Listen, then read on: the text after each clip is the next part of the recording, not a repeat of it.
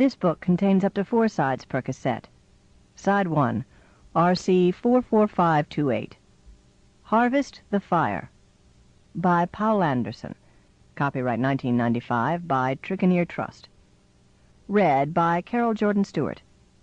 This book contains 190 pages on 3 sides. If you would like to skip over any remaining announcements or introductory material, place your cassette player and fast forward until a beep is heard. Stop at that point to hear the beginning of the book. Library of Congress annotation. Jesse Nickel is a poet out of time, looking for inspiration in a world now dominated by the vast machine intelligence called the Terramind. His quest takes him to the moon, and to a beautiful revolutionary who is determined to escape from the tyranny of the machine. Sequel to The Stars Are Also Fire, RC 40383, 1995. From the book jacket. Poul Anderson, of all living SF writers, is the one upon whom the mantle of Robert A. Heinlein has descended. Anderson has devoted his career to the visionary enterprise of creating science fiction set in a carefully extrapolated human society of the future, in the spirit of Heinlein. Nowhere does he succeed more powerfully than in the work set in the future history that began in Harvest of Stars, continued in The Stars Are Also Fire, and that now leaps into the distant future in Harvest the Fire. This is no less than the tale of the expansion of humanity to the limits of the solar system and beyond. It also chronicles the evolution of machine intelligence until human and machine intelligences come into conflict in an age when the outward urge and the urge to change are the chief barriers to utopia for many humans and for their machines. Harvest the Fire is a story of politics and poetry, of a poet, Jesse Nickel, who aspires to great work in an era when human literary greatness is apparently all in the past, who travels to the moon and falls in love with the beautiful revolutionary, Poul, a woman determined to escape from the care of machines. For the machines are now the masters of humanity, and the great work of Poul is freedom, which must be stolen from the machines.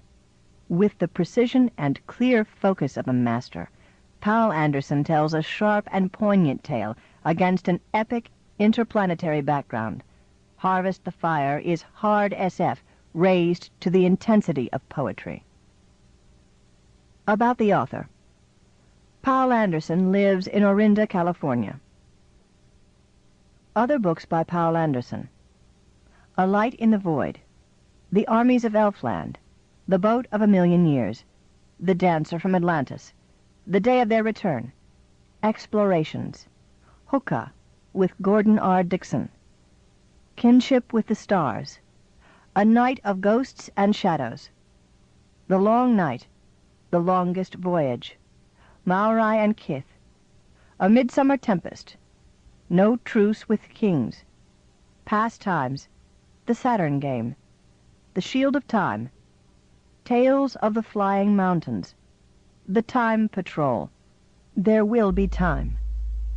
To Ted Chichak, who made this one possible. Prologue.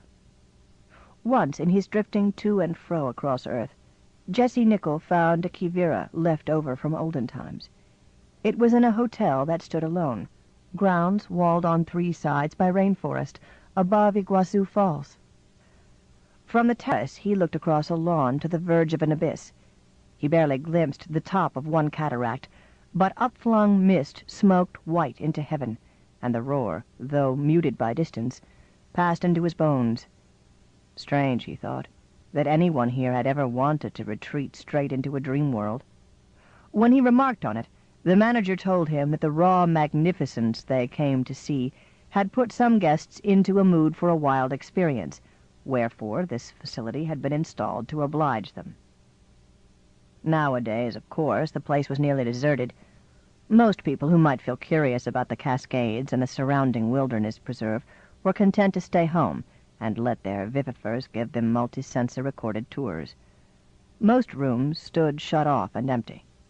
Only maintainers purred about on their programmed rounds, holding subtropical air and nature at bay, keeping the building in good repair, for it was a historical relic, and did still draw occasional visitors. Having walked the trails, Nickel returned full of what he beheld. As he washed, changed clothes, and ate alone in the big dining room, served by a silent robot, the waters querned in his spirit, an elemental force.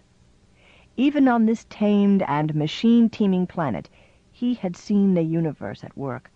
It spoke to him of mightiness and mysteries, meanings beyond words, for which he nonetheless longed to find words, evoking the awe in others through lifetime after lifetime to come.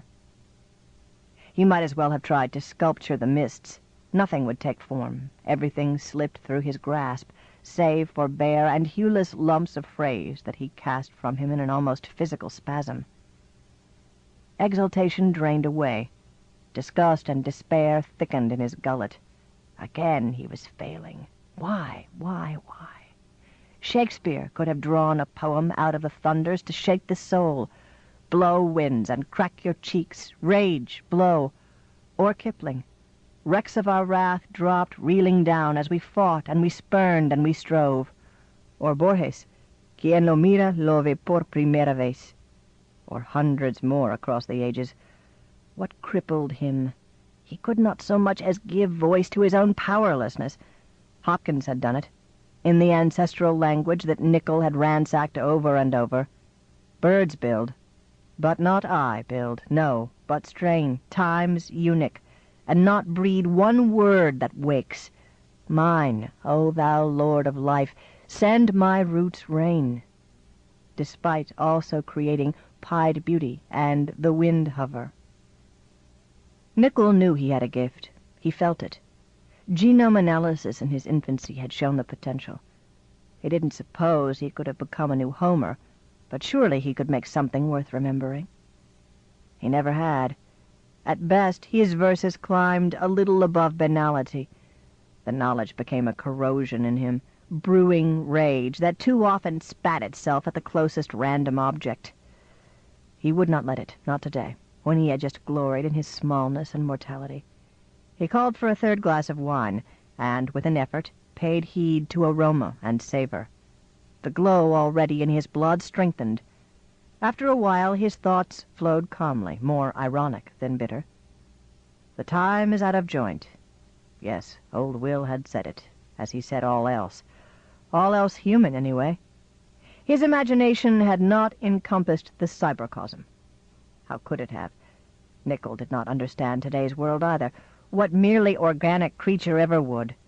This era had its virtues. Doubtless more people were happy than anywhen else in history, but it was not an era to inspire poets. And no artist works in isolation. However abstract or romantic, art of any kind, not diversion or decoration, but that which lays hold of the soul and will not let go, springs from the realities around it. Precedents were abundant, moments of radiancy outshining everything that happened for generations earlier and generations afterward, Amarnan, Periclean, Tang, Elizabethan, and the dull times, the dim times, when the hack and the academic reigned, when nobody took fire because there was no fire, times whose work soon lay forgotten, unless eventually a scholar exhumed a bit of it for curiosity's sake. Nickel had done that now and then, in a dulcetory, amateur fashion. He had puzzled over the phenomenon, aware that he was by no means the first. Why this jagged distribution of greatness? The incidence of innate abilities could scarcely vary that much. The social situation, the zeitgeist, were such phrases anything but noises? Usually he had dismissed his speculations with a sneer and a curse. This evening, however, sitting solitary at the table, he found them astir again and half in focus. The scrambled metaphors provoked a wry grin. A line from Jorge Luis Borges crossed his mind. Well, that man had been among the rare exceptions to the rule. Consider, the first half of the 20th century was a supernova in literature as well as in science and technology. After about 1950, while knowledge of the cosmos and achievement within it waxed on and on, creativity in the traditional arts guttered close to extinction. What makers from that time still spoke to Nickel about had basically been completing work they began earlier, aside from Borges and a very few others. True, he was born in 1899, was it? And much of his writing appeared before the First Global War, yet he went on from triumph to triumph until the end of a life rather long for those days. El Oro de los Tigros was published in the last third of the 20th century. How could that be? Impulse grabbed. Here Nicole was, in Borges' Argentine, with the full capability Quivira on hand, and enough credit to pay for whatever special service would be required. Why not? He just might learn something that would help him. At the least, instead of futilely brooding, he ought to get some hours worthy of the past several. He sought out the manager, who exclaimed in surprise. "You wish to use it, senor? Why, may I ask? Hardly anyone goes to a Quivira anymore when dream boxes are everywhere." "I know," said Nicole, "but a dream box can only draw on the standard programs." "The selection is huge, senor. I do not know how many millions of different milieus and situations you can choose from.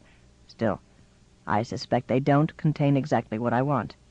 A Quivira is equipped to work with the cybercosm and produce a new one. Don't worry, this is nothing perverse," Nicole laughed. "I agree, it's probably impossible to invent anything along those lines that isn't already available. Basically, I want to meet a man who died hundreds of years ago." That was a common desire, and simulations of historic figures were activated every day in dream boxes around the world. Nicole simply doubted that Borges was among them. How many today had heard of, let alone read him? Quite apart from changes in language, those subtle elegiac lines were altogether alien to an age wherein the boundaries he knew, between nature and artifice, organic and inorganic, life and death, were no more. Nicole felt alien too. The manager shrugged, led him down hushed corridors, and unsecured a door for him. The suite beyond was heavy with antique elegance. Quiviras in their heyday were not exclusively resorts for pseudo-events. They were small centers for real-time relaxation and indulgence, for discreet rendezvous and confidential talk. Nicole believed that more than the development of inexpensive, easily operated equipment had made them obsolete. Societies themselves had mutated. He settled down at the main control board. His childhood in space had left him with computer skills superior to the average, and the unit helped him when he encountered problems. Soon he was in touch with the high-order sophotect. No, it informed him, a Borges program did not exist. Yes, one could be prepared. The charge would be stiff, especially since he wanted the job done quickly, which meant mobilizing considerable resources to scan the databases of the world and from their information synthesize a personality and setting, all in about an hour. But it was in the range of what he could afford. Roaming in modest style, he spent his citizen's credit less fast than it was issued him. Was the machine mind giving him a break because it was interested in the project and in seeing what would happen? Waiting for his excursion to be ready, he went to his room and took a detoxer. Alcohol purged from his system. He came back alert and eager. The manager had summoned a live attendant who, hastily briefed, helped him disrobe, fitted the helmet to his head and the connections to his skin, and led him into the bath. He felt a trifle irritated. A modern dream box didn't require a second party. Mastering the emotion, he lay down in the tank. The fluid rose around him, took on his mean density and skin temperature, became a sensationless womb where he floated blind and deaf. The circuits began sending their gentle pulses into his brain, and he slipped away toward sleep. To sleep, perchance to dream. But no, he thought, rehearsing the obvious to himself as people may when wakefulness is departing. Not true sleep, not passive and chaotic dreaming. The program was interactive. Within its broad limit, it would respond to whatever he did and said in his mind like the real world and real persons responding to his material body. Not in real time, of course. In an hour by the clock, he might well experience several subjective hours. Afterward, they would be in his memory exactly the same as all others. Nothing but logic to tell him these events had been imaginary. Were they? Their effects on his neurons would be no different. And how real is a poem or a snatch of music? Down and down. Out, into bright sunshine, on an enormously broad and racketing street. First, he looked at himself. He wore the awkward, uncomfortable garb of the 20th century, jacket over a shirt and necktie dangling under his throat. Buenos Aires in this period was a dressy city. The air was mild, but foul with the fumes of internal combustion cars. They crowded the pavement between high, handsome buildings, as pedestrians did the walkways alongside. Folk generally seemed prosperous and cheerful.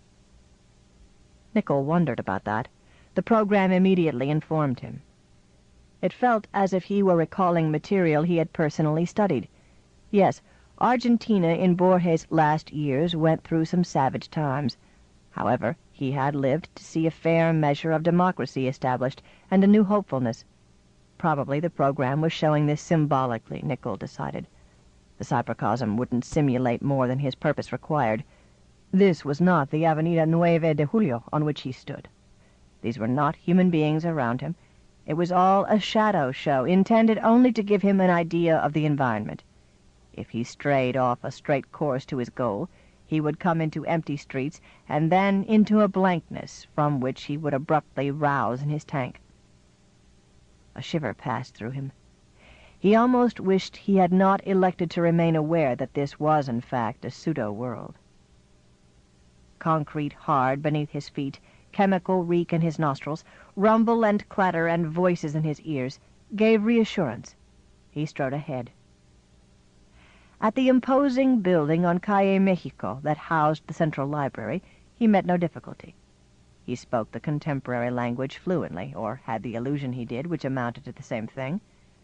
A three-dimensional shadow said he was expected and conducted him to the director. That post was basically honorary, but when Borges held it, he had fallen into the habit of using the office in the mornings, dictating stories and poems, before going home to work with his translator into English. Nickel's heart fluttered as he was ushered in. The door closed softly at his back.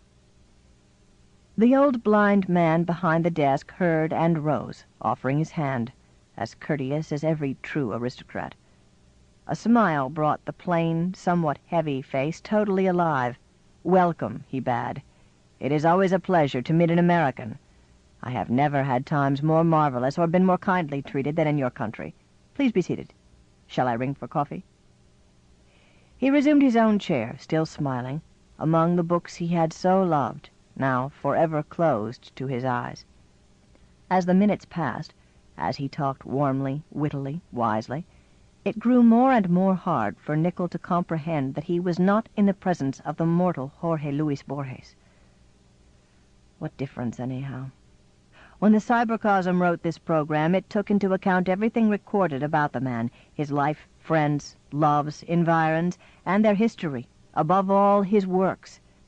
The program behaved, it reacted and spoke to Nickel's mind, just as if it had in fact written Ficciones and Elogio de la Sombra, and it could not write what else Borges wrote after this date, but how vividly it talked, gestured, radiated intellect and goodwill. Among its data was the pseudo-fact that Nickel was a young man from that nation known as the United States of America, recommended to Borges by an associate he had had while at Harvard University. The program seemed relieved that the visitor wanted less to discuss the works as such than the enigma of creativity, its wellsprings, what nourished and what withered it. No, Nickel thought. Forget that this is only an engineered dream, an artifact of the cybercosm interacting with what goes on in my brain. To all momentary intents and purposes, I am here and now with him. Let me gather as much as I can of his insights. The conversation stayed with him for the rest of his days, but he never mentioned it to anyone else. It was his private possession, a part of his inmost self. On that account, it often struck more deeply than he could admit. Borges would have had no way of knowing what hurt the other, or seeing it on him. The symbols of a society, do they hold its soul within them? No New England churchyard nor Arlington cemetery stands in your mind for quite what La Recoleta does in mine. I think that is a major reason we cannot foretell the future. We can perhaps guess at its technology a little, and a little less at how that technology will touch daily life, but we cannot know what it will mean. Cold lightning went up Nichols' spine. "Maybe you could, sir," burst from him. "I? Hardly. You've dealt with strangeness better than anyone else, I think, and the future is very strange. You might see the heart of it, the thing that can't be spoken, but that everything is about." Borges raised his brows. "I do not believe so. I would not have lived in it. In any case, first we require a history of that which has not yet happened." "Allow me, please allow me," Nichols said desperately. "A whim, a wild fancy, whatever you like, but important to me. Imagine I'm a time traveler come back who can tell you that history, tell you what it's like up there. Then tell me what you might write if that was your period." Borges sat silent for a span, until he answered low, "You overestimate me, I fear. I have attempted nothing as fanciful as this, but I hear that it matters to you. Therefore say on, because you are my guest." Nicholl drew breath and plunged. Afterward he recalled that part of the day the least clearly. He had no plan, no ordered arrangement of facts to present. At first he floundered about, scrambling everything together: spaceflight, nanotechnology, psychonetics, wars, revolutions, new species of beast and man, helter-skelter from his lips. But after a while Borges said, "This is very interesting. You seem to have invented a world as complete as Tolkien's. Let us explore it." He began to ask questions, and things to come took shape for the blind man. Or so the illusion went. What the words might have signified to the living Borges, Nicholl would never know. Anything at all, other than an elaborate fantasy? Trying to guess, he stepped mentally aside from what he had related, and looked at it for a second, as objectively as he was able. Humans did not get into space to stay until the cost of launch was brought down to a reasonable figure. This was done largely by a private corporation, Fireball Enterprises, which for a long while thereafter took the lead in activity beyond Earth. Growing immensely powerful, it nevertheless did not degenerate into a government, as its founder Anson Guthrie was wont to say, because he remained at the helm. There were sound economic reasons for colonizing the moon, but it turned out that women could not bring babies to term in the low gravity. Genetic engineering produced the race of Lunarians, to whom the conditions were natural. What nobody expected was that they would differ even more in temperament than in body from the Terran stock that gave rise to them. As their first generations matured, friction worsened between the two species. The age was cruel as well as brilliant. Not only did genetic engineering bring forth many useful new life forms, the experiments of certain governments led to several other human breeds who became pathetic misfits. A byproduct of this research were the Keiki Moana, intelligent monk seals, whom Fireball finally took under its protection. All living things that were the result of such technology were known as metamorphs. Dazzling developments occurred also in cybernetics.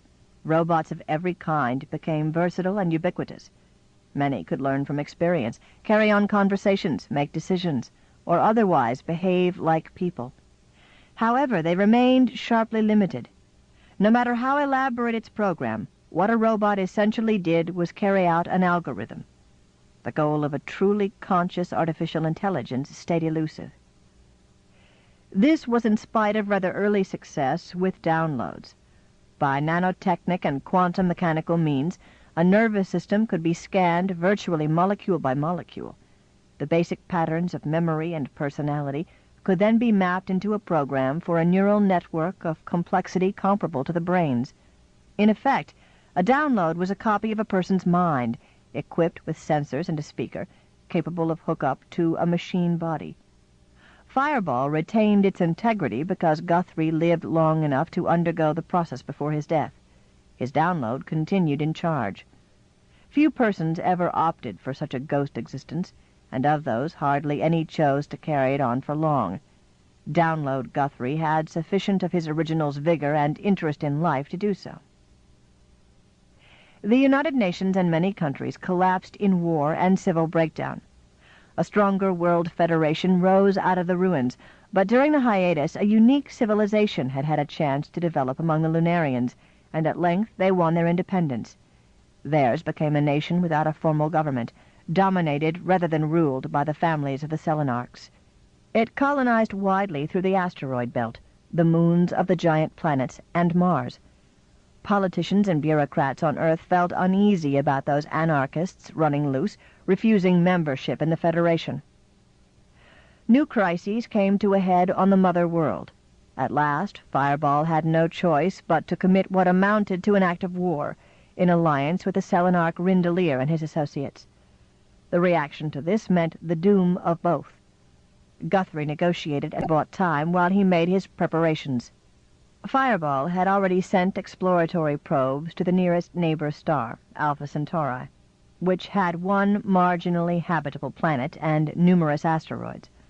By trading off the company's assets, he got the means to make the tremendous journey there with a handful of Terran and Lunarian dissidents. Everybody knew that in 1,000 years the planet, Demeter, would collide with another. But those 1,000 years could be lived in, and perhaps during them the descendants of the colonists would find a means of surviving. The Federation brought Luna forcibly back into itself as a member republic complete with democratic institutions that ill-suited Lunarians. At first, being in the large majority, they could often evade or ignore the new laws. But then the Federation government moved the abandoned L5 colony, a big artificial satellite of Earth, into a low lunar orbit, stabilized by solar sails, the habitat. Given the artificial gravity engendered by its spin, Terrans could reproduce in easy reach of the moon, moving there to stay when their children were old enough. Before long, they outnumbered and outvoted the Lunarians. Another unhappy society was the Lahui Kuikawa, which had evolved among the Keiki Moana and their human partners. Cramped and restricted on a Hawaiian reservation, they at last, incidentally to a larger intrigue, got a mid-Pacific island and its surrounding waters for their own, where they could live with scant outside interference. Other cultures, some still more curious, were quietly developing around the planet. This happened well after the first true artificial intelligence, the first Sophotect, had come into being. Once they had a non-algorithmic model of consciousness, researchers became able to create it. Given the resources at its disposal, the Sophotectic mind rapidly outpaced the organic. It was never divided among distinct personalities.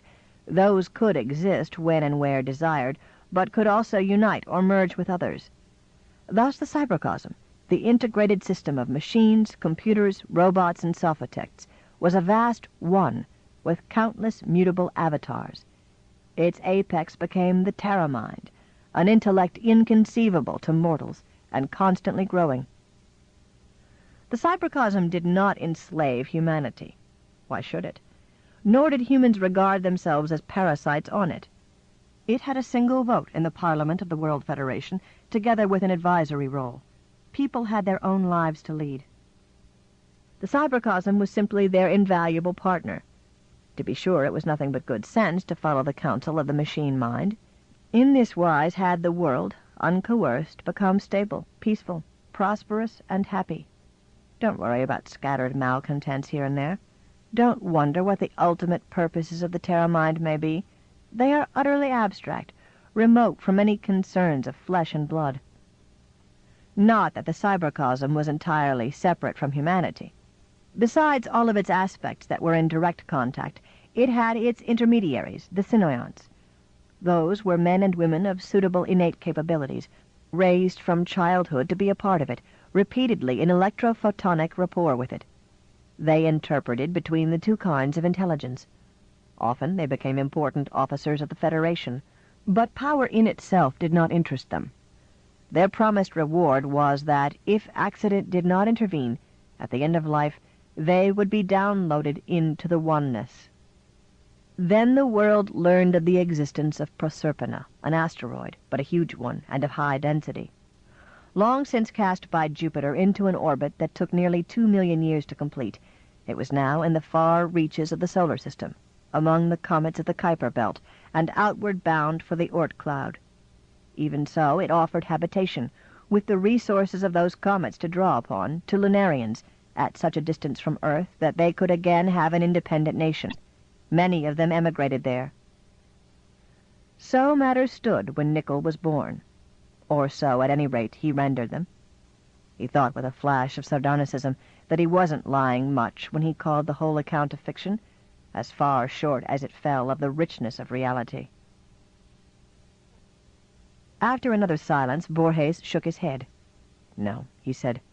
"I am sorry, but I can make nothing of this." Nickel curbed the impulse to cry out that he had not spun a yarn, nor tried to forecast. "Too fantastic?" he asked. "Actually, no. As I listened, I harked back to the past. How surreal would this city, this room, appear to a hunter in the Ice Age, or even to a Martin Fierro? In my work I have never been closely concerned with modern science and engineering, but I can conceive the possibilities are as grandiose as you describe. What would baffle me is the people who live with them and in them. They would inevitably be more foreign than any dweller in Karnak or Cambaluc." "You've dealt with foreigners in your writing, sir." "I took them out of myself. They were facets of me. What else can a writer do?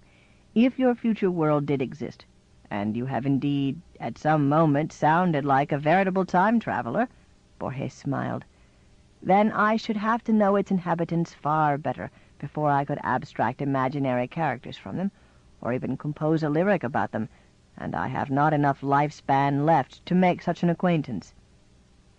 They are too alien, Nickel thought. I am too alien. I can perhaps say that I would not envy a poet in their mainstream civilization, Borges murmured. I think my advice would be that he seek elsewhere. And then, "Well, we have had quite an unusual talk, and I thank you for it, but—" Nickel glanced at his spring-powered armband watch. "Of course, I hope I haven't overstayed my welcome." His allotted real time was indeed getting short, and Borges would naturally have wanted to go home, have lunch, and perhaps a siesta, and work with his translator. The program would stop running. Not at all. A pleasure. As gracious as always, Borges made small talk for some additional minutes. At the end, almost shyly, he asked, "Would you like a little souvenir of this occasion?" With hands grown skilled in darkness, he took from a drawer a copy of El Libro de Arena, signed it, and gave it to his caller. That was the most heartbreaking of everything. Nickel shook hands in a daze, mumbled farewell, and made his way back to the Mirage Street. He had not walked far when it vanished. He fell through an instant of night, and again he lay in the tank.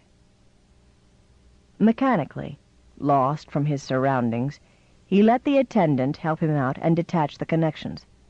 The bath fluid rolled straight off his skin into an absorber. He dressed, left, and went down the corridors, barely noticing where he was. Sometimes he glanced down at his hand as if it held a book. Why this feeling of nullity, of loss and grief? Surely not disappointment. He wasn't that childish, was he? It had been clear from the first how slight his chances were of learning anything useful to him. He had had an encounter with a ghost of greatness. That ought to be enough, and a fountainhead of new strength.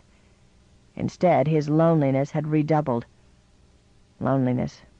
No, isolation, estrangement from his world and from his own spirit. The foyer was empty, oppressively still. He didn't want the enclosure of his room either. With a muttered curse, he went outside. Night had long since fallen. A full moon rode high in a cloudless heaven. It made the land a witchery of sable and argent. Across distances the mist lifted hoar from the falls. Air lay cool, pervaded by their thunder.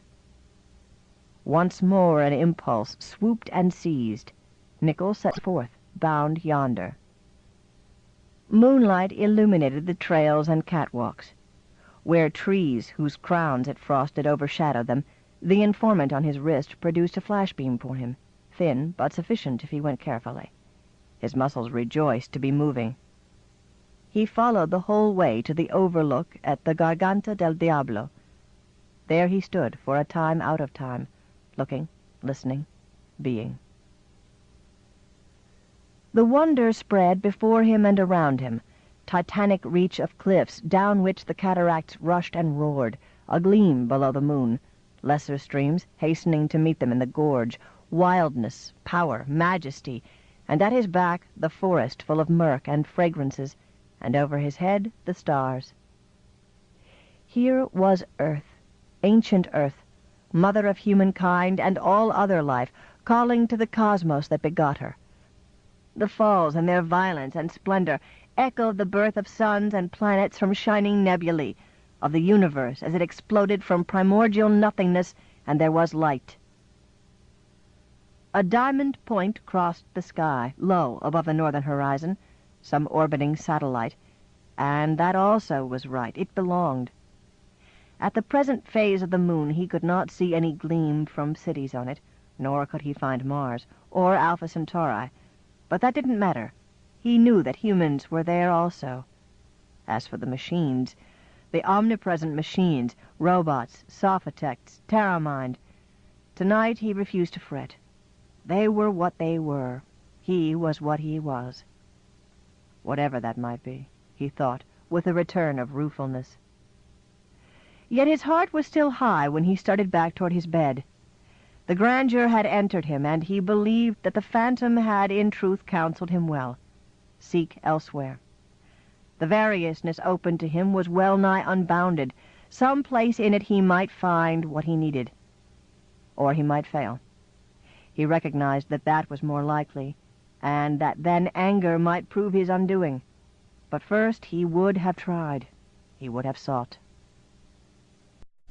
Chapter 1. A dead man spoke with the machine. Yes, I understand why the oneness has raised me back into being. Trouble is loose, and again there is need for me to go to and fro in the world. But tell me what and how, that I may do my work as soon as may be and return to the oneness. Yet he was not truly dead, nor truly a man. Before he who sometimes called himself Venator perished, the cybercosm had downloaded the configurations of his mind into the program of a neural network that mapped his brain, and meanwhile it gave the aged flesh a sleeping away into cessation. For a span thereafter, the consciousness was an electrophotonic intelligence in an organometallic body. That was only a span, to accustom it to its new condition. Then, as had been promised the living man, he got his reward for faithful service. The cybercosm merged the mind with itself. Identity regained was, at first, bitter and bewildering. The reply ran, "Our great peace lies once more under threat. Someone or something has breached the walls of our inmost secrets." Those were not material walls, Venator knew. They were encryptions and lines of communication that ought to have been secure against all that the laws of nature allowed to exist. A strange genius had found ways to corrupt the very system. We know this from the fact that there has been more activity, not our own, than can be accounted for by quantum fluctuations, and that was determined only lately. Thus we do not know what files have been ransacked, or for what purpose, save that it cannot be benign. And the speaker was not truly a machine, a sophotect with individuality. It was a part or aspect of the central intelligence, not the actual Terramind, of course, but distantly joined to that apex through nodes of ascending power. So is the forefinger of a human a distinct thing while also a component of her hand, which is a component of her arm, which is a component of her entire organism. But this mind could, when desired, become one with as many others as necessary to deal with any question or any danger. What it was now was merely what it deemed to be sufficient. And neither of these two was truly speaking. Directly linked, they exchanged information and thoughts at well-nigh the speed of light. In less than a second, Venator knew what had gone on in the 30 years since his death, saw what it might portend, and realized what he must do. But let words stand in for that lightning-like discourse. It is not altogether a false analogy. As he settled into his recreated state, Venator began to remember how it had felt being human, how it had felt to talk.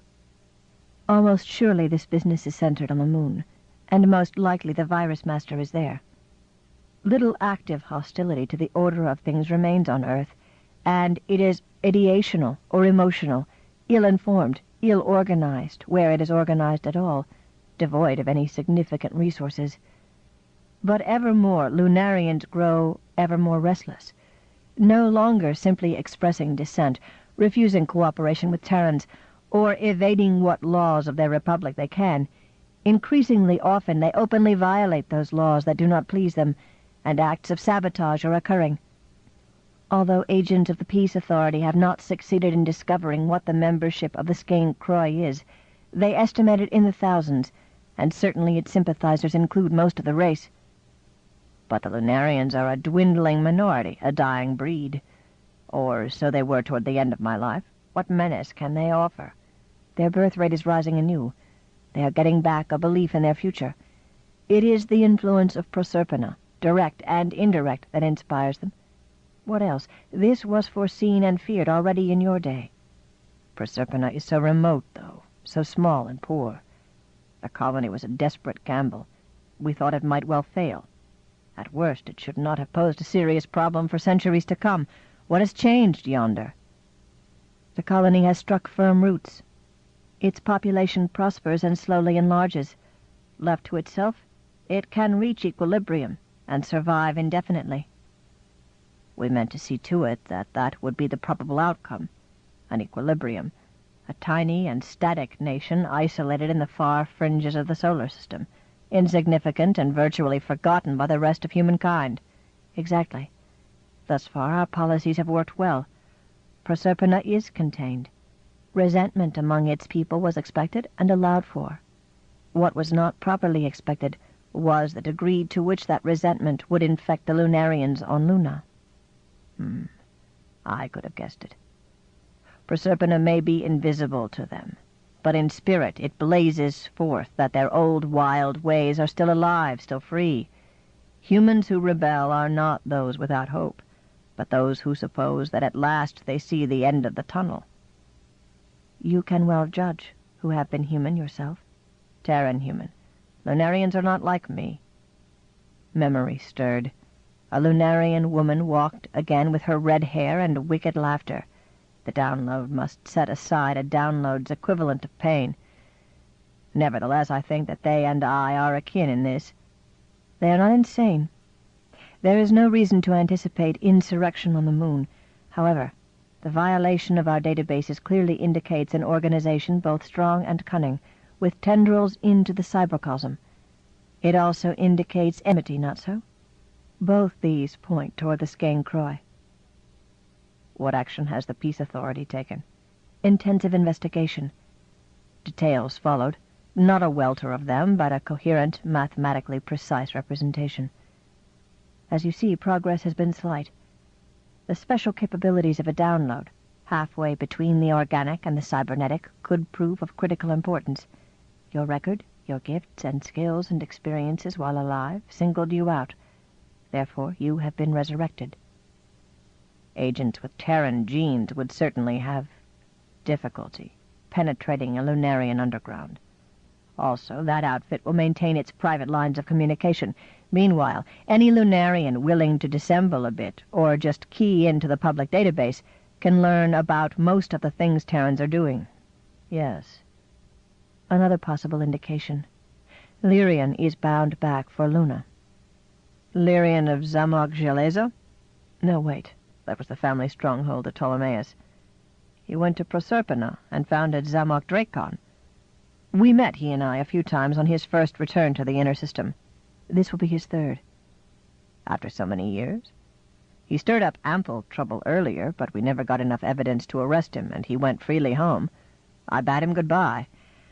If cats could smile, he would have been smiling like a cat. Oh, no, he has not come back for nothing. The temptation is to seize him and brain-phase his knowledge out of him, legality or no. But he doubtless has emergency means, such as blowing his skull to bits, and we have no idea what his disappearance might trigger. Besides, He in himself may provide a spoor to follow into the heart of whatever this conspiracy is. I will seek him out, and then we shall see." Through Venator's ghost went the olden thrill of the hunt. Chapter 2. Earth overhead in a hollow halidom, bone-studded stone. With a curse, Jesse Nichol bade the recorder in his helmet cancel. The lines he had been composing went out of existence. He wished he could annihilate them as easily in his memory. His aim had not been to capture the scene in words. It was too familiar, and forever too awesome. He stood at Bannock Point, on the northern rim of the Tycho ring wall, awaiting his beloved. Southward, rock sloped down toward the crater floor it shadowed. Afar lifted the central peak up into darkness and crowned with stars. They were gentle of contour, those heights, eroded by millennial cosmic infall, but mighty of mass. Northward the rampart fell in highlights and glooms to a land where meteorite splash lay like hoarfrost, and mountains marked the horizon. There Earth shone aloft, 3/4 full, blue and white marbled glory, brilliance to wash all stars from her part of heaven. His breath and heartbeat were a susurrus lost within a silence as vast as that sky. Yet everywhere works of humankind thrust into sight, radio masts agleam, monorails tracing bright streaks, domes and hemicylinders at the junctures of roads, microwave dishes hurling invisible energy from dayside to the mother world, things tiny at their distances, toy-like, widely strewn, but everywhere. The habitat passed slowly across upward vision. The solar sails that held it in its otherwise unstable orbit around the moon outshone any sister planet. As Nichol watched, it entered the shadow cone, dimmed and disappeared. For an instant the vanishment of his childhood home stirred him to eagerness, the symbol he needed. His hope had been to make what was around him speak somehow to the spirit. The poem should evoke what was here and what was past, life born and dying, and relentlessly born again in extinction after extinction through billion-fold years, spilling forth into space, and finding that to live it must make itself alien to itself, and thereby the poem should raise up the truth that the spirit is always a stranger and alone, with nothing to keep it alight but whatever bravery it can bring into reality. No, not so flat, not so shallowly obvious. He would weave a music to sing what cannot be said. The idea flickered out, useless. "Damn," he mumbled in archaic Anglo. "Damn, damn, and goddamn." Rage tasted acid on his tongue. After a minute or two he calmed down enough to bark a laugh. He knew full well how easily fury could seize him, and this was ridiculous. A moon-flitter pilot, frustrated because his verses wouldn't come right. At least he knew better than to dwell on how he had suffered the same defeat over and over for as long as he could remember. Let him instead look forward to Falaire's arrival. When she wasn't at the trailhead where they were to meet, he had keyed the bulletin screen there and learned that some last-minute business would detain her for about an hour. He had entered a message in reply that he would hike on up to this lookout. It had seemed a chance to think, feel, work on that which was within him. Now he thought the poem would never take shape. Oh, yes, he could salvage bits of imagery that weren't too bad and give them a framework competently built, but why? The thing would be dead, with nothing of the horror or the austere hopefulness he had intended. To hell with it. Another archaism, very suitable, as anachronistic as his dreams. The way of a man with a maid did not go outmoded. "Time," he ordered, aloud rather than by touch. His informant replied likewise, 14:32. Falaire was half an hour later than she'd recorded she would be. Nichol sighed, then wryly grinned. She was no more predictable than most lunarians. She might even be legitimately delayed. He tried to contemplate the view for its own sake.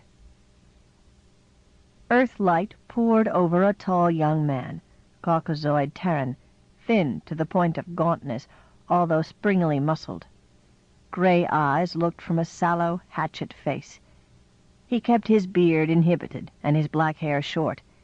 His voice, when he spoke, was a somewhat harsh tenor. Thus had his DNA made him, and he disdained to get any changes, whether cosmetic or basic. Magnificent desolation, he thought. What a wonderful phrase. And not from a poet. From a perfectly straightforward Apollo astronaut, centuries and centuries ago, blurted forth when first he espied this realm. The time had been right, the achievement happening, the man in and of it, and so the words came, not after struggle and soul-search, but as if by themselves. O daughter of Zeus, howsoever you know of these matters, tell me. Jessie, how? The clear soprano, ringing in his sonars, made him whirl around. Up the trail toward him came Philaire. Her low-gravity lope seemed to him more as if she danced or even flew. That was not really because the solar collectors and cooling surfaces outspread from the life pack between her shoulders resembled dragonfly wings, nor was it because the silvery spacesuit, mostly bionic, fitted the slim curves of her like a second skin. It was herself, gracefulness and impulsiveness embodied. She drew to a halt before him. For a moment they looked at one another. She was a trifle on the short side for a Lunarian woman, topping him by just 3 centimeters, but the features within the transparent helmet were purely of her race, face high in the cheekbones and tapering to a narrow chin, short and slightly flared nose, full mouth, ears that were not convoluted like his, great oblique eyes changeably green beneath arching tawny brows. Hair that was deep blonde under day-like light fell in ashen waves past snow-fair skin that here was tinged a faint blue. He felt himself in the presence of Fairy. Well beheld, he greeted at last. The lilting Lunarian words dropped awkwardly off his tongue. He had mastered the language enough for practical purposes, but knew how far beyond him the subtleties were. Sometimes he lapsed into Anglo or Spaniot because he couldn't find a native phrase, and perhaps it didn't exist. Well beheld indeed, he thought, and added in haste, lest he gape at her, "How went your doings?" She spread her fingers. A Terran would have shrugged. "Down some roads unforeseen." She did not explain, nor apologize for making him wait. Instead, she laughed. "We were to fare around afoot. Come. So much talk time has brewed unrest in my blood." She set off along the rimmed trail. He went beside her, silent, until he ventured, "It is as beautiful as they say." She glanced at him. "You have indeed not betrodden it ere now. I thought everyone in Tychopolis had," which meant at least 100,000, as well as visitors from elsewhere. "I've only walked it once, in the opposite direction from Bannock Point, and only as far as Starfell. Of course I have followed the whole circuit on the Vivifer." Followed. He heard the scorn and bridled a bit. "I don't pretend that was the real thing." A full sensory simulacrum was still merely a simulacrum. The illusion of an actual experience that a dream box gave was still merely an illusion. "But how many chances have I had? How often have I been here? For how long at a time?" She laughed again. "Beware. Those prickles could pierce your suit." Briefly, she took his arm. "I'd promised I'd show you a byway that's not in the common database." A shout. "Hey-ach!" And she was off at a full bounding run. Barely able to keep up, the breath harsh in his throat, he felt anew how clumsy he was, how ill-fitted for this world of hers. His ancestors had not been changed in their genes so that they could keep their health and bear live children under the gravity, nor had they evolved through generations a way of living and thinking and feeling that was unitary with their stark land. And yet nearly all the rather few people they passed on the trail were Terrans. Some had been born and spent their early years on Earth. For most, it had been the high-weight zone of the habitat. Permanently settled on the moon, they required nano-maintainers to hold the cells and fluids of their bodies in balance, with stiff, regular exercises to keep their bones and muscles from atrophying. Nevertheless, the moon was their home. They had made it over as they chose, and Lunarians, long since outnumbered, could do little more than resent them. A fresh pang of sympathy for the metamorphs struck into Nickel. He, too, was a man without a birthright. He did see 2 or 3 besides the woman who soared ahead of him. One led a moon-wolf on a leash. That was a rare sight. Only a Lunarian would want such a vacuum-adapted beast, and hardly any owned them these days. Too expensive, if nothing else. Nickel wondered what coursings this man took his pet on, across the hills and into the craters. Who was he? Surely of Selenarchic descent, like Falair, but unlike her family, he must have retained a fragment of former wealth. When she finally halted, nobody else was in view. She had veered onto a side path that switchbacked down the outer ring wall until it came to an end at a narrow ledge. Dust, puffed up from the regolith under their boots, was repelled by their outfits and settled. It did not fall fast, but there was no air to hinder it. Stone hulked into the sky behind. Ahead, it slanted down toward a wastscape where the sole token of humanity was a transmission tower, reduced by remoteness to a metallic spiderweb. They'd stopped scarcely soon enough, Nickel admitted to himself, annoyed. His heart thudded, his gullet was dry fire, his knees were about to give way.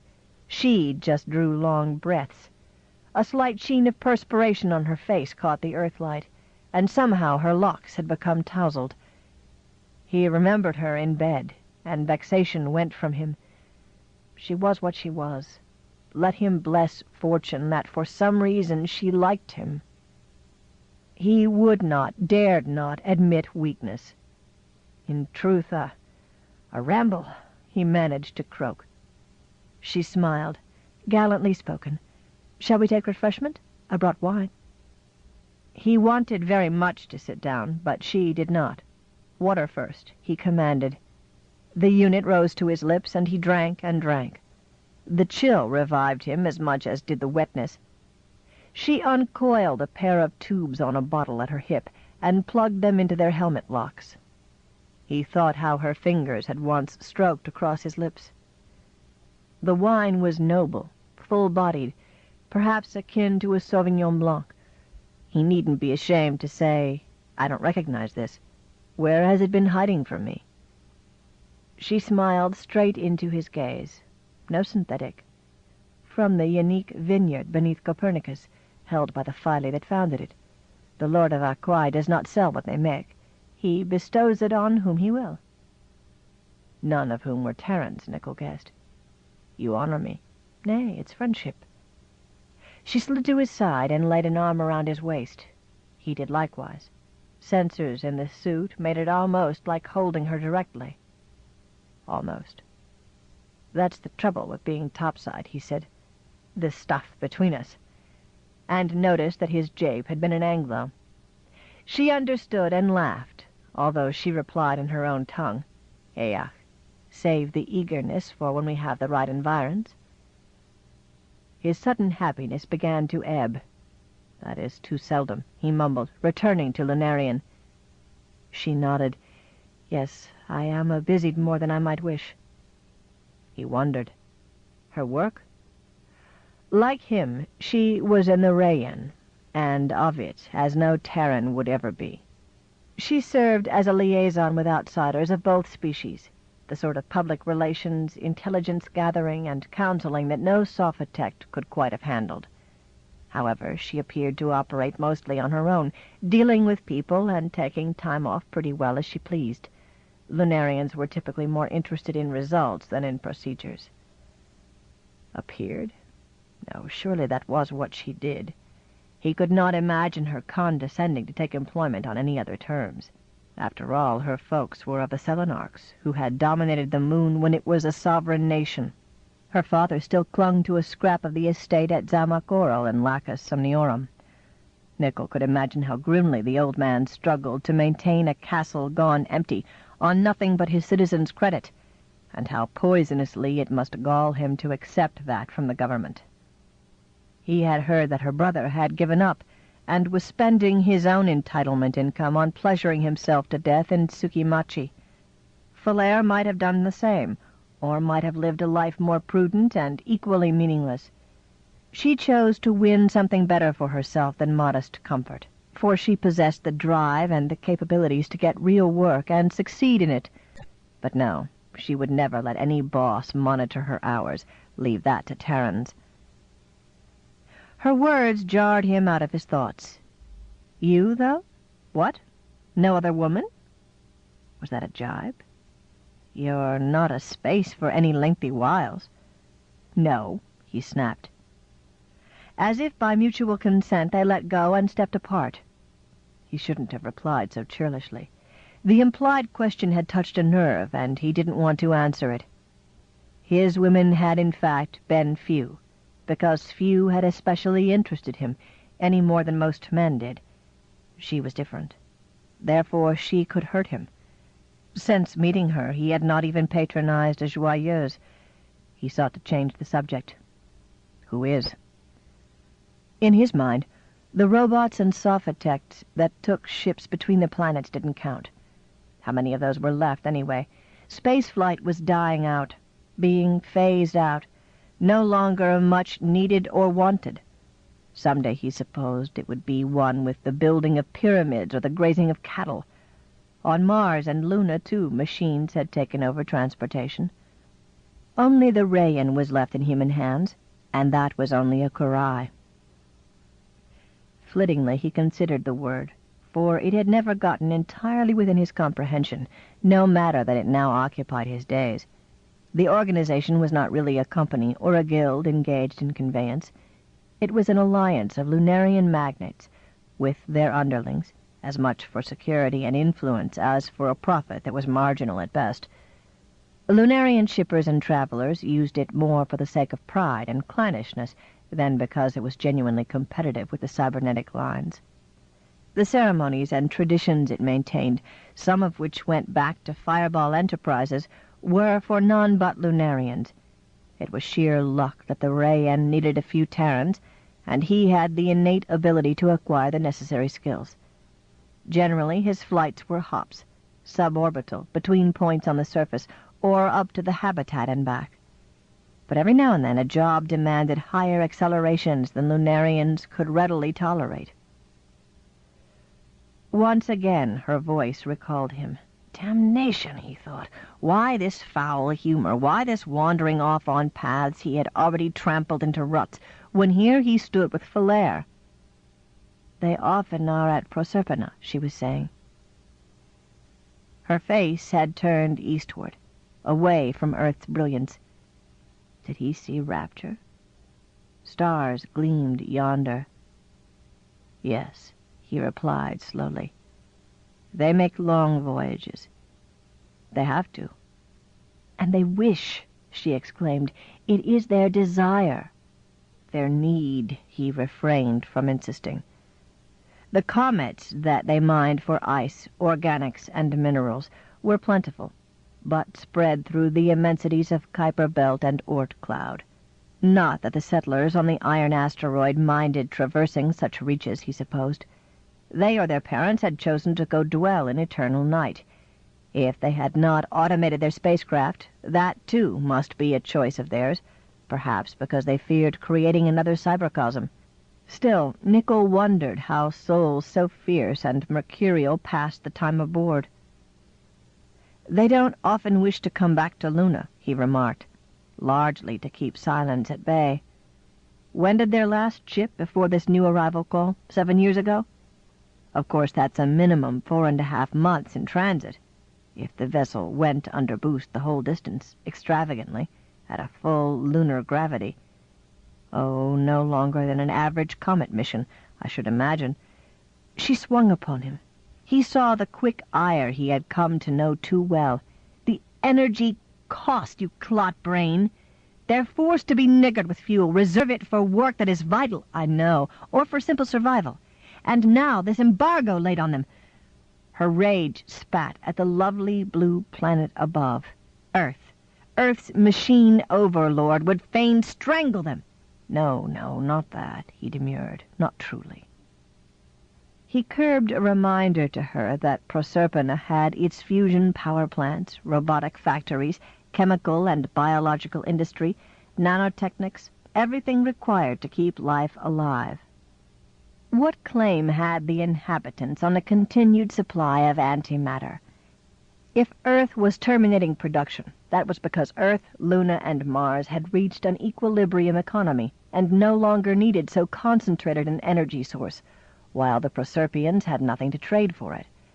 If they must therefore cease expanding, strike a balance between their own population and resources, settle down forever on their single miniature world, why, that would be evolution, natural selection at work.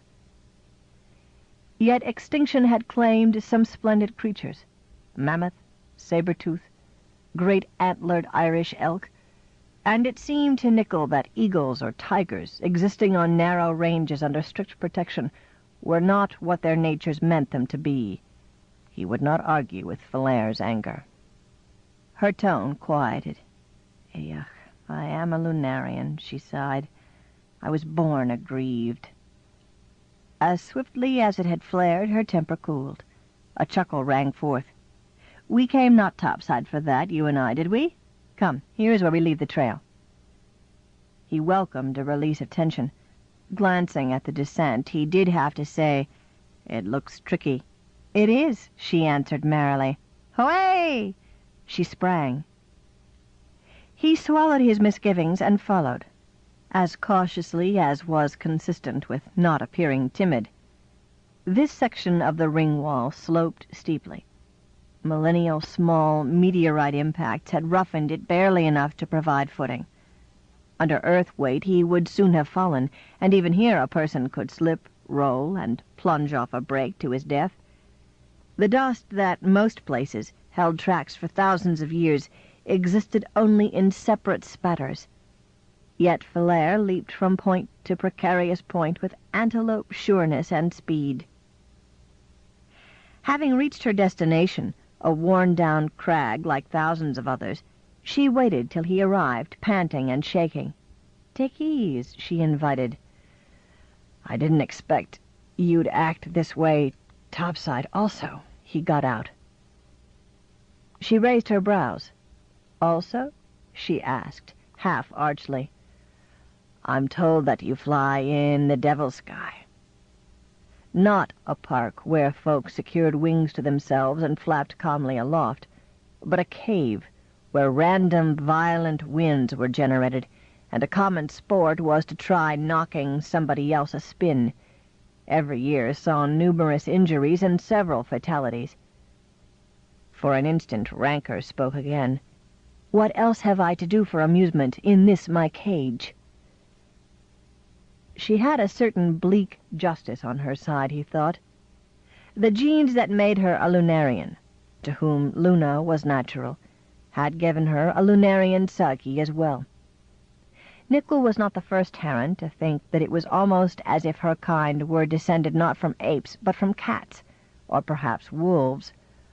When the modern world thrust upon them such modern things as democracy or the prohibition of private revenge, it had been like a trainer in an ancient circus making a leopard learn tricks. Generations of the animals had doubtless lived thus, more safely and prosperously than in the wild. But within them smoldered always the leopard heart. Lunarians, being human, knew what their condition was. Well, you could not let carnivores prowl your streets after dark, could you? Valère finger shrugged. "No matter today," she said. "I've brought you to what I promised to show you. First, I bind you anew to hold the secret of it, as you swore erstwhile. We'd not have tourists enter, whether by vivifer or in yawping, gawping person." He wondered what landmarks she had used to find it, and how the knowledge of it had stayed hidden this long. With a slight chill, he felt the alienness of her, whose love-making had burst over him like none he ever knew among his own kind. You honor me, my lady," he stammered. Did warmth touch her words? "I've come to think you trustworthy." It was the highest compliment she had yet paid him. Mostly she had simply remarked that she enjoyed his company and his body, when she was in the mood for them. He had not risked saying anything that went deeper. She took his hand and led him on, carefully now. The crag and an overhang behind it masked a crevice. They squeezed through and turned on their lamps. He gasped. Around him lay space enclosed by crystals, as if he stood in the cavity at the middle of a huge geode. They glittered, sparked, refracted light into a million shifting bits of rainbow. When he touched them, their edges and points were knife-keen. He imagined he felt the electric thrill that the photons awakened, making their atoms sing. "Why, this is a miracle," he whispered. "Say, rather, a charming whim of the universe." Her mirth mocked his awe. "The geologists, how would they explain it?" "They shall have no call to." Those who thus hoarded scientific treasure were indeed alienated, he thought, and shuddered a little. Then he lost himself in the marvel. 2 hours had passed when they left it and climbed back to the rim trail. Falair glanced aloft. He knew she could tell time by the terminator on Earth, and by what stars the planet left visible. "We must turn home," she said. Cheer had welled up in him, down among the jewels. "I've no objection," he laughed. "I'll be occupied elsewhere this even watch," she replied, without expressing regret. Dashed, he gulped before he asked, "Would that be with Lyria?" He hoped so. Oh, he hoped so. In the 10-day cycle since he arrived, the captain from Proserpina had been closeted with one Lunarian after another, some prominent, some obscure. They included leaders of the Rayan. It would be logical to consult Falair, who moved in her work between the Lunarian and the Terran worlds. Maybe it was Lyrian she had seen just before she joined Nickel today. "Nay," he heard, "with Seant." The news took him by the throat. In spite of common sense and all his resolutions, he cried, "What have you to do with him?" That smug rotworm, he wanted to snarl. "I'd kill him if I could. I'd drop him from orbit and watch him splash." They met through her. She and Nickel had been wandering down a path in the wilderness below this crater. It was soon after they got acquainted, that wondrous chance meeting in the Ray End's local ground control station. Already something glowed between them. The cavern would have reached beyond sight had they been able to look straight across its floor. Trees walled them in, lunar gravity high, elm and oak and white birch, broken by occasional cane brakes and small flower-studded meadows. Leaves rustled overhead, parted their vaults to give a glimpse of sky as blue and sun as bright as if they had been real, drew back together in the breeze and cast shadows speckled with light. A squirrel ran fiery up a trunk. A butterfly went past like a tiny flag. A daybat winged in pursuit of a glitterbug. Soil lay soft underfoot, breathing fragrances forth into coolness. She walked hand in hand with him, as Ianeke had done on Earth. They rounded a bend, and there Seant came, toweringly tall, flaxen-haired, flamboyant of garb, and feline of gait. Falair hailed him. All three stopped in mid-path. He and she talked animatedly in a dialect Nickel could not follow. At length she made an introduction. Seant stared down and murmured in flawless Anglo, as if the Terran would not understand any native speech, "Ah, yes, the Earth baby you've mentioned." To him, "I'm told you are an acceptably competent transporteer." Since then, Nickel had gathered in his turn little more than that Seant had independent means, over and above citizens' credit. Falair sometimes quoted his witticisms. Whenever he met Nickel, he sank their barbs into the other man. She replied sharply, "That which I mean to do." With a wrenching effort, he curbed a rage he knew was unreasonable. "I'm sorry," he muttered, but could not help adding, "I know I have no claim on you." She nodded. "We are sundered by more than race, Jessie." They started off on the path. "You could become more nearly one with us if you chose," she said after a while. "With whom?" he rasped. "The Skane Croy?" This was not the first hint she had dropped. She regarded him, unwontedly grave. "You speak as if it were criminal to desire freedom." She would despise him if he shammed. He would despise himself. Freedom from what? When the habitat-bred Terrans, who were glad of the World Federation. "From the system," she said. "The cybercosm that, below all the mincing pretenses, rules over us." "What would you have me do?" Sardonicism stirred. "Whatever it is, I'll probably have to say gracias no. I own to a taste for melodrama, but only in the arts." In real life, he knew, he had learned from trouble and grief, it was too strong a temptation. "May chance I will speak further, some other day cycle," she said. "Do, if you wish. Yes, please do." His caution broke apart. "I'm always happy to speak with you, Falair." Her smile went over him like the earthlight. We shall that. Tomorrow, even watch? And then again, after your next flight. Oh, I will find hours for you." "But this night watch?" "Meanwhile, you've other friends, nay?" she went on amiably. "They could receive you in that rowdy uranium dragon you showed me." "Maybe," he grunted in Anglo. "Or the Black Sword?" "No." Alcohol was dangerous enough for him in his present temper. A den offering a drug more potent, such as exorodine, releasing all inhibitions, might cause him to attack somebody. Best might be if he stayed in his little apartment and got quietly drunk alone. Maybe, just maybe, a few verses would come to him that were not altogether worthless. Once more, Falair tucked her arm under his. It was a foreign gesture to her, a Terran gesture, and so the more moving. "We've yet a span to go, you and I," she said. "Enjoy the sights." His helpless wrath faded a bit. He could try. At least he had the sight of her, there beside him, profiled against the stars. He decided that later, whatever she wanted, he would let her tell him what she thought he could do for her cause, whatever it was. No harm in listening. Chapter 3. Hydra Square had changed little over the centuries, not at all in the 40 years since Venator last crossed it. Then he had been alive.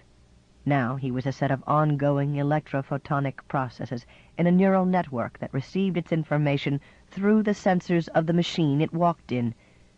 But when he allowed for different perceptions, he experienced the same as before. Fish still swam colorful, and algae still waved sinuous under the clear paving. The fountain at the center still spouted its whiteness at the simulated sky, water descending in sonic-pulsed serpentine curves and its own music. The doorways on 3 sides still led to museums, which scarcely anyone visited now. The municipal service establishments on the 4th side did not see much more use. The plaza was a relic, embalmed in time, because the life of Tychopolis had moved elsewhere. He found it overflowing not far down in Tsiolkovsky Prospect. There, too, something of the old remained. Duramos underfoot, hard-surfaced lanes for motor skaters, 3-level arcades of delicate pillars and arches, nothing more. The glow-panel ceiling no longer displayed shifting fantastical illusions, only chromatic abstractions, culturally neutral. Most shops had been converted to tenements, crammed and raucous, although enterprises here and there displayed light signs, animations, banners and their various alphabets. Kawamoto Gymnasium, Bengali House Restaurant, Tanjei Casino, Liwan Tong, Wein und Weiber, Harmonic Counseling, Pyongyang Voluptuary, Songgram and Company, Iskustvo I Taina, or things that even he did not recognize. His chemosensors told him that the very odors had changed, no longer subtle perfumes and smokes, but simply of human bodies, nor did melodies drift eerily through the air. Hardly a Lunarian was in the throngs that hurried, jostled, gesticulated, chattered, dickered, laughed, sorrowed, kept silence, busy or idle, or lost in some narcotic dream. They were as diversified as earth itself, a dark man in a turban beside a dark woman in a sari, a portly brown person in sarong and blouse, a blonde in form-fitting iridescence, a woman concealed by gown and veil, a man with a pearl-button cap above an embroidered robe, another who wore feathers and bird mask, a body painted nude, motley and bells on one who capered, a woman bearing clan emblems on her breasts and a claymore across her back, on and multitudinously on. Unisuits, tunics, or other ordinary garb were commonest, but not by much. During his life, Venator had watched people differentiate into ever more societies, some occupying their own regions, some no less distinct for being global. It started before he was born, and continued further after he died. He thought that humans were driven to make whatever uniqueness, belongingness, communal and individual identity they could within the leveling, huge impersonality of World Federation and Cybercosm. And yet they weren't unhappy, he thought. Who in their right minds would want a return of war, poverty, rampant criminality, disease, famine, cancerously swelling population, necessity to work, no matter how nasty or deadening the work might be, mass lunacy, private misery and death in less than 100 years? It was the metamorphs, and their full few human adherents who were the malcontents, the troublemakers, Lunarians above all, but others too, perhaps more dangerous because less obvious. No one hailed him as he proceeded. Everyone made way, not in fear or humility, but in natural, courteous deference. The body he employed was an ordinary general-purpose model, 2 meters high, where the sensory turret rose upon a smoothly curved chassis with 4 legs and 4 arms. It sheened a modest deep blue, trimmed in silver. Plain to see, though it either housed or was under the remote control of an intelligence, whose linkages ultimately traced to the Terramind. At a dropway he went down 3 levels to Lusma Passage. A short distance beyond was the hotel he sought, where flicker-light characters spelled Shi Tien Gan above an ornate door. The lobby scanned him, found in its database that he was expected, gave him Captain Lyrian's suite number, and admitted him to the appropriate corridor. When he reached the door there, it immediately retracted, closing again behind him. The chamber he entered was furnished in Lunarian style and luxuriously spacious. Someone had transferred a substantial amount of credit, he thought. The man from Proserpina stood awaiting him. "Well beheld," Lyrian greeted. His tone was, if not cordial, a mannerism his race seldom displayed anyway, at least interested, and he smiled for a moment. "My thanks, Don Rai," Venator replied in the same language. He chose the honorific carefully, to imply equivalent, if not identical, status. He could have spoken idiomatic Lunarian, but kept his range of expressions limited. Why demonstrate more abilities than he must? "I cannot offer you refreshment, can I?" Lyrian murmured. A jibe? Venator formed a chuckle. "Hardly, but refresh yourself if you like." "I do and will." Lyrian went to a spidery table on which stood a carafe and goblets. As he poured and sipped, Venator studied him. He was of characteristic Lunarian male stature, 2 meters, long-limbed, well-formed, erect in diamond-dusted black tunic and hose. Pale brown features showed more Asian ancestry in their bones than was usual, but the big, oblique eyes were amber-hued, and the hair that fell to his shoulders was grizzled bronze. Otherwise, only a leanness in face and hands betokened an age approaching the century mark. "I hope you are comfortable and content here," Venator said. The banality was another move to disarm wariness. Likewise, he had come in person, rather than call on the idaphone, or summon this visitor to authority headquarters. "It has its differences from home. After many years agone, they strike at me," Lyrian admitted. "But I am cosseted, and no longer cramped inside a spacecraft. Alone, Venator remembered. Several months alone, accelerating and decelerating at 1 lunar gravity. So immense was the distance. Light itself took 3 days.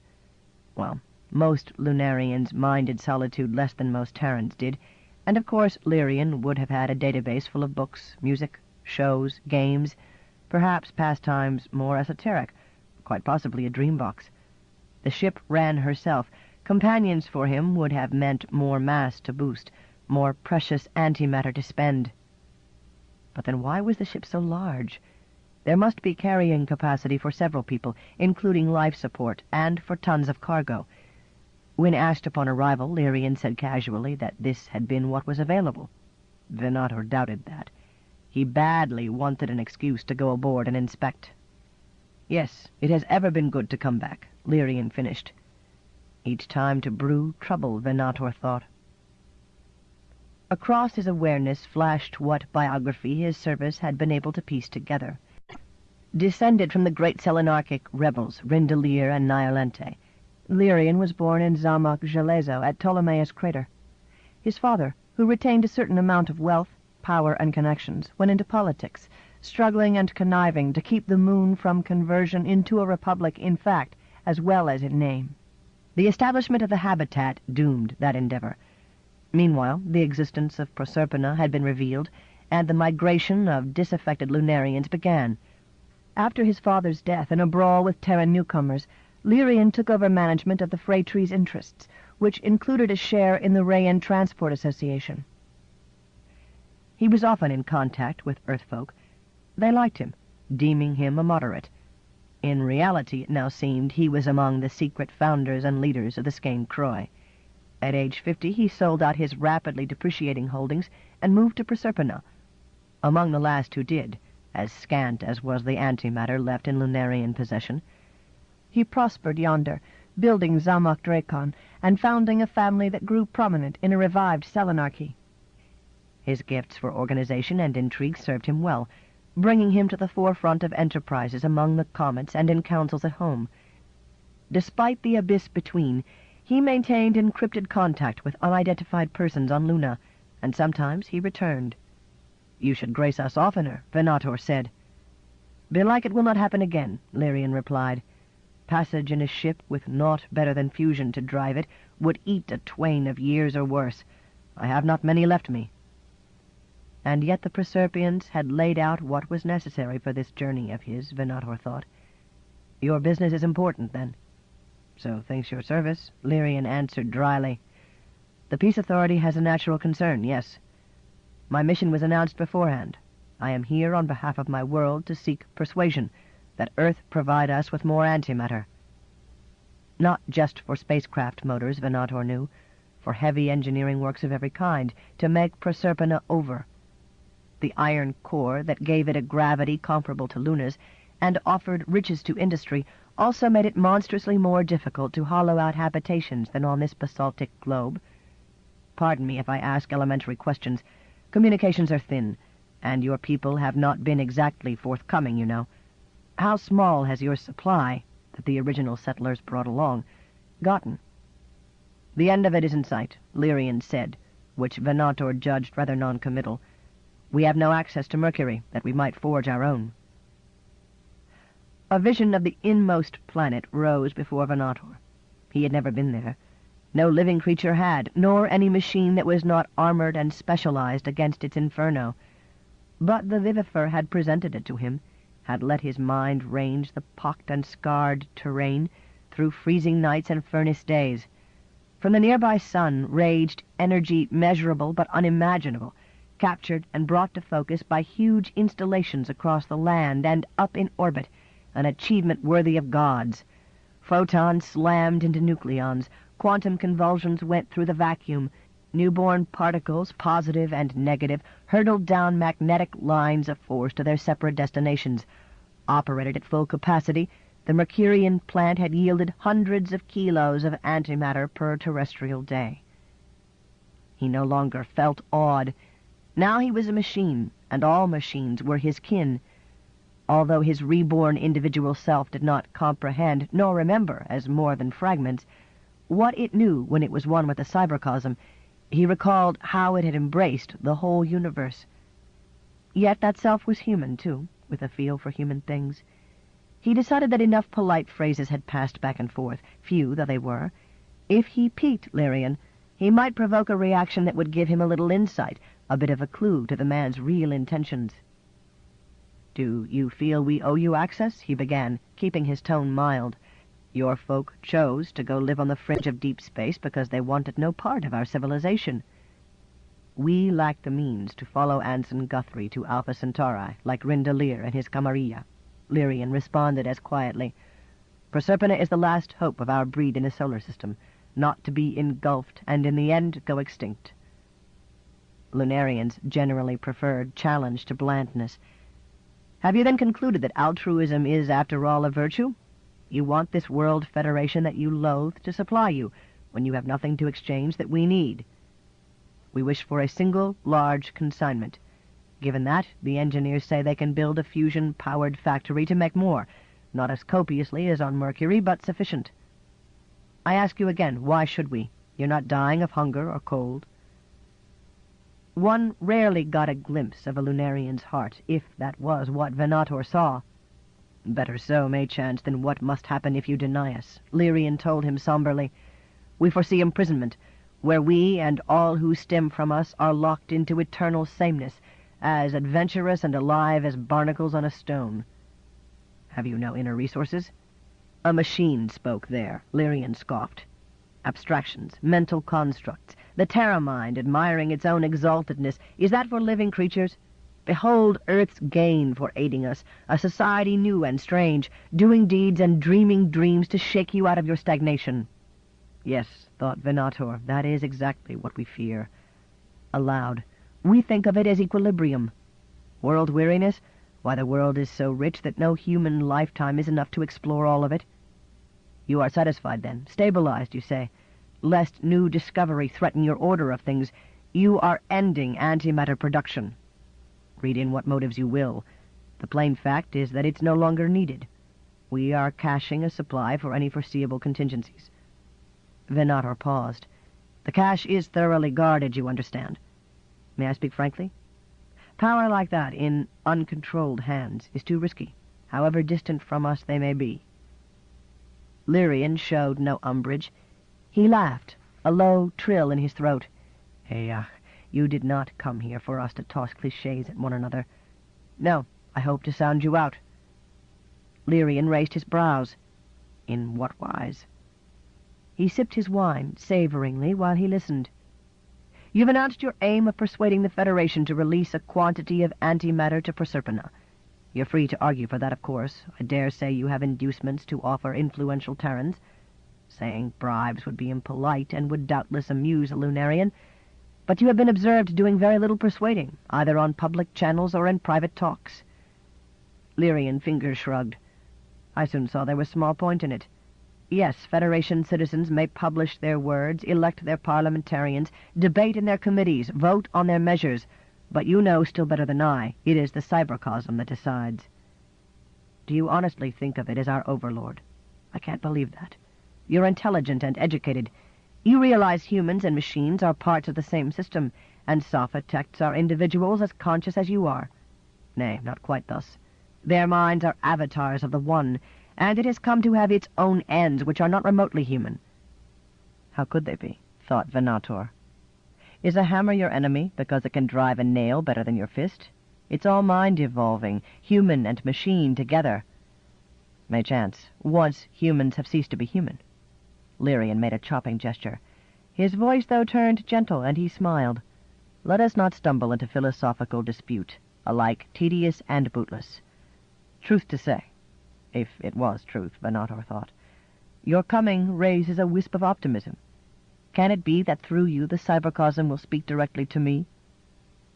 "A milligram of candor would be wise. I'll be happy to convey any messages, but I am not a sophotect myself." Lyrian cocked his head. "So, a download? I suspected as much. Then I should in courtesy ask your name." Venator would not explain that it wasn't that simple. that even in life he had been a synoiont who from time to time entered into communion with the cybercosm, as full as was possible for an organic being. But he might as well be frank about things that meant nothing to the other. Once I was Lucas Mtembu. Unexpected memories came astir. A little cradle song of his mother's, a lion walking golden on a summer golden veldt, the brain garden where he lost his childhood and gained his life's meaning, savory food and drink, stalking a killer down a nighted alley, fishing on a lake that sheened beyond the horizon, conflict, comradeship, Lily Sayer of the flame-red mane, who tricked him to his sharpest defeat and lived on in him ever afterward. But I've used many different tags since then. Venator will do. No need to explain that it meant hunter in a language forgotten by all but the great database. Nor should Lyrian know that this was not a straightforward download from a living human with which he dealt, but one copied back from its union with the One. Oh, longing for nirvana. I would be most interested to hear whatever you care to tell me about your life, Don Rai Venator, the Lunarian said, and belike it would give me some helpful insights. We are indeed isolated on Proserpina, out among comets and stars. Venator formed a laugh. I shan't recite you an autobiography, but yes, let's talk, let's get acquainted. The conversation went on for 2 or 3 hours, lively and pleasant in a sword's point fashion. Each had much to ask and much to relate. The Lunarian was by turns discursive, incisive, pragmatic, lyrical, witty, always charming. Venator recollected stories told of him while he lived here, tales of a champion athlete and Go player, ruthless entrepreneur and historical scholar, gourmet and gourmand, sexually voracious and given to long spans alone, corrupt politician, neo-feudal lord, dangerous conspirator, and just possibly idealist on behalf of his people. Although he was too haughty to boast, it grew clear that after he moved to Proserpina, his saga became an epic. Yet at the end, almost nothing germane to the issue had been said by either party. Almost nothing. There was a desultory discussion of trade. Would they not like more water on Mars? No, not at present, and should the need arise, robots could go bring in a comet. There was mention of safeguards. Surely any notion of warheads launched from Proserpina against Earth or vice versa was ridiculous. Yes, but if ever violence broke out in yonder deeps, an Earth that had supplied the means must answer heavily to herself.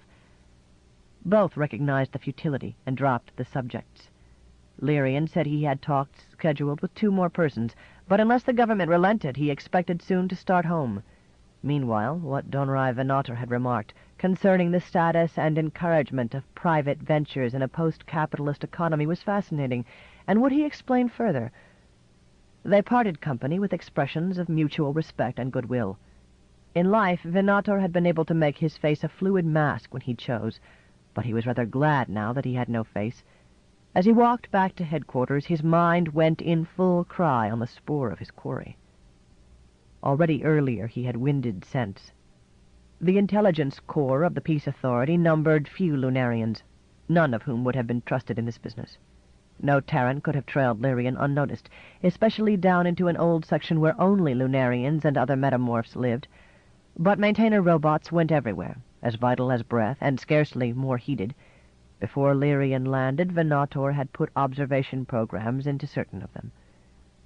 The man from Proserpina repeatedly, quietly, made his way to an apartment in the old quarter. Sometimes he spent hours there. The place was leased to one Seant, a Lunarian about whom little could be discovered, except that he traveled a good deal, everywhere around the moon. It took considerable detective work on Venator's part. He was a bit surprised when he finally succeeded. But he learned that, about a year ago, equipment had been brought into the apartment, and work had been done that indicated something to do with communications. Since then, unbreakable quantum encryptions had often gone in and out. That was no crime, of course, nor very unusual, and Venator had no proof that anyone inside had been tapping into the government's secret database. It wasn't supposed to be possible. However, once alerted, the system was able to sketch out several different ways in which it might be done. All required certain unique capabilities. Venator judged that, if his corps raided the apartment, they would not find a program for the purpose or any other hard evidence. The information, whatever it was, had been stolen. The coded news had reached Proserpina, and Lyrian was here to take charge of the operation, whatever it was. What instructions had he sent in advance? Probably laser beams had been making their days-long journeys back and forth for years, tenuous threads slowly woven into a plot. Venator had no idea what the intent was, or else he had too many conflicting ideas, but the time for action must be drawing nigh, because Lyrian said he would soon depart. The Corps might arrest him on grounds of suspicion, which might barely be tenable under the law, less in hopes of wringing out the truth. He must have provisions against that, a suicide bomblet, merely the most obvious, than to upset the conspiracy. Venator was dubious whether that would work either. At best, it would leave the organization unprobed, intact, ready to wreak new mischief. Today he had met with the ringleader. His human intuition, which no pure sophotect could quite have matched, confirmed him in a decision he had been nurturing. Surveillance was the method, secretly watching and listening to the enemy and his counsels. It was his fortune to have a means available. Ancient though the apartment was, its plans remained in the city's archival database, together with records of structural changes made over the centuries. Those were few. Terrans seldom cared to take over places meant for Lunarians, taller than they and with curious tastes in layout and decor. During a former period of unrest, tenants had installed heavy screening against all kinds of eavesdropping, which had subsequently been kept up to date. Later, others added what they presumably meant for an emergency bolt hole. From a cabinet, a trap gave on a vertical shaft that led to a tunnel on the next level down, and so away through a labyrinth of fixed machines, air and water recyclers, pumps, thermal equalizers, and the like. A sophotect in a miniature body had crept up into the cabinet and found that it was outfitted with camouflaged, passive, optical, and sonic fibers. A person there could look out into the main room and hear what went on.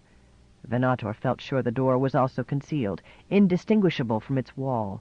He had no reason to believe that anyone had used the facility for lifetimes, if ever. The spy reported finding no locks, detectors, alarms, or other precautions. Perhaps the current occupants didn't know it existed. Perhaps they had failed to give it thought. They were mortal, therefore fallible. He would have himself smuggled in.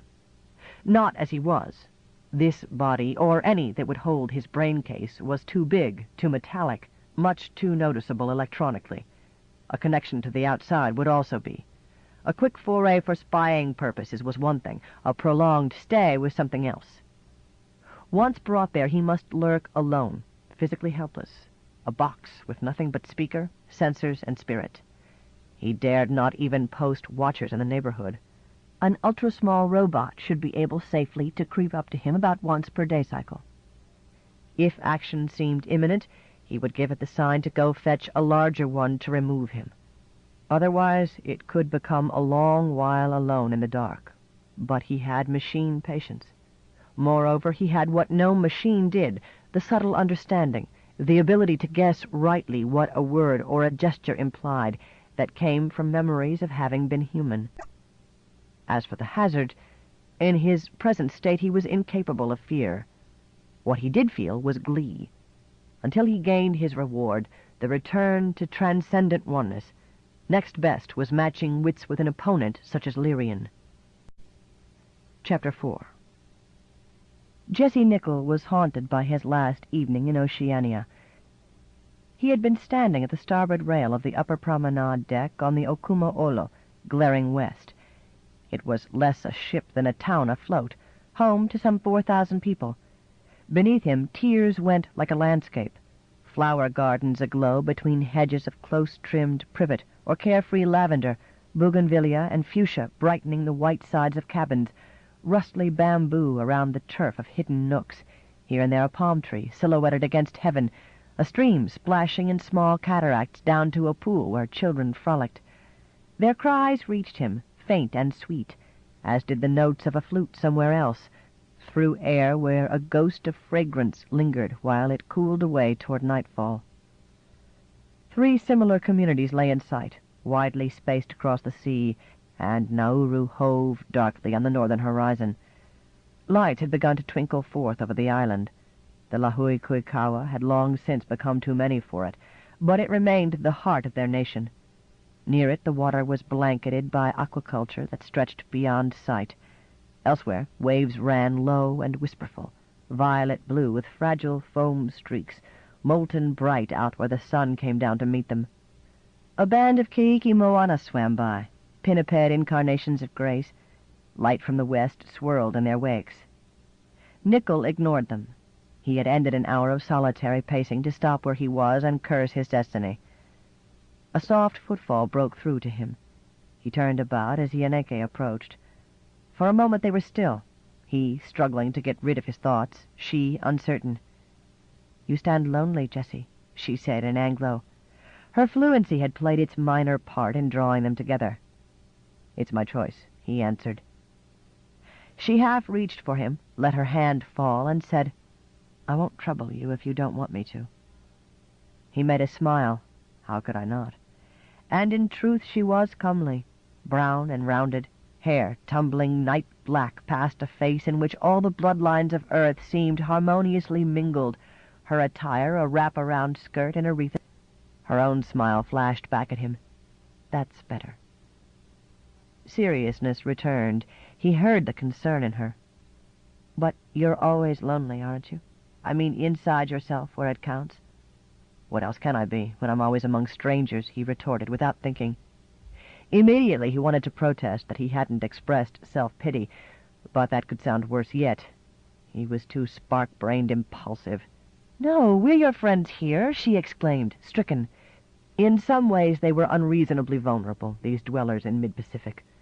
Was it because they had scant contact with the rest of the world? Or was it due to an obscure influence of the keiki, those metamorphic seals, the other half of their society? Certainly they had made him welcome, first as a visitor, then as a person who began to imagine he might pass his life among them. Boundless was the patience with which they forgave his gaucheries and explosions of bad temper, while teaching him mainly by example. He often wondered how much was natural kindness, and how much was for the sake of his interesting foreignness, or even his verses. "You and I—" Ianeke's voice trailed off. Yes, he must agree. She had gone beyond kindness. She honestly cared for him. He could not break free of his mood.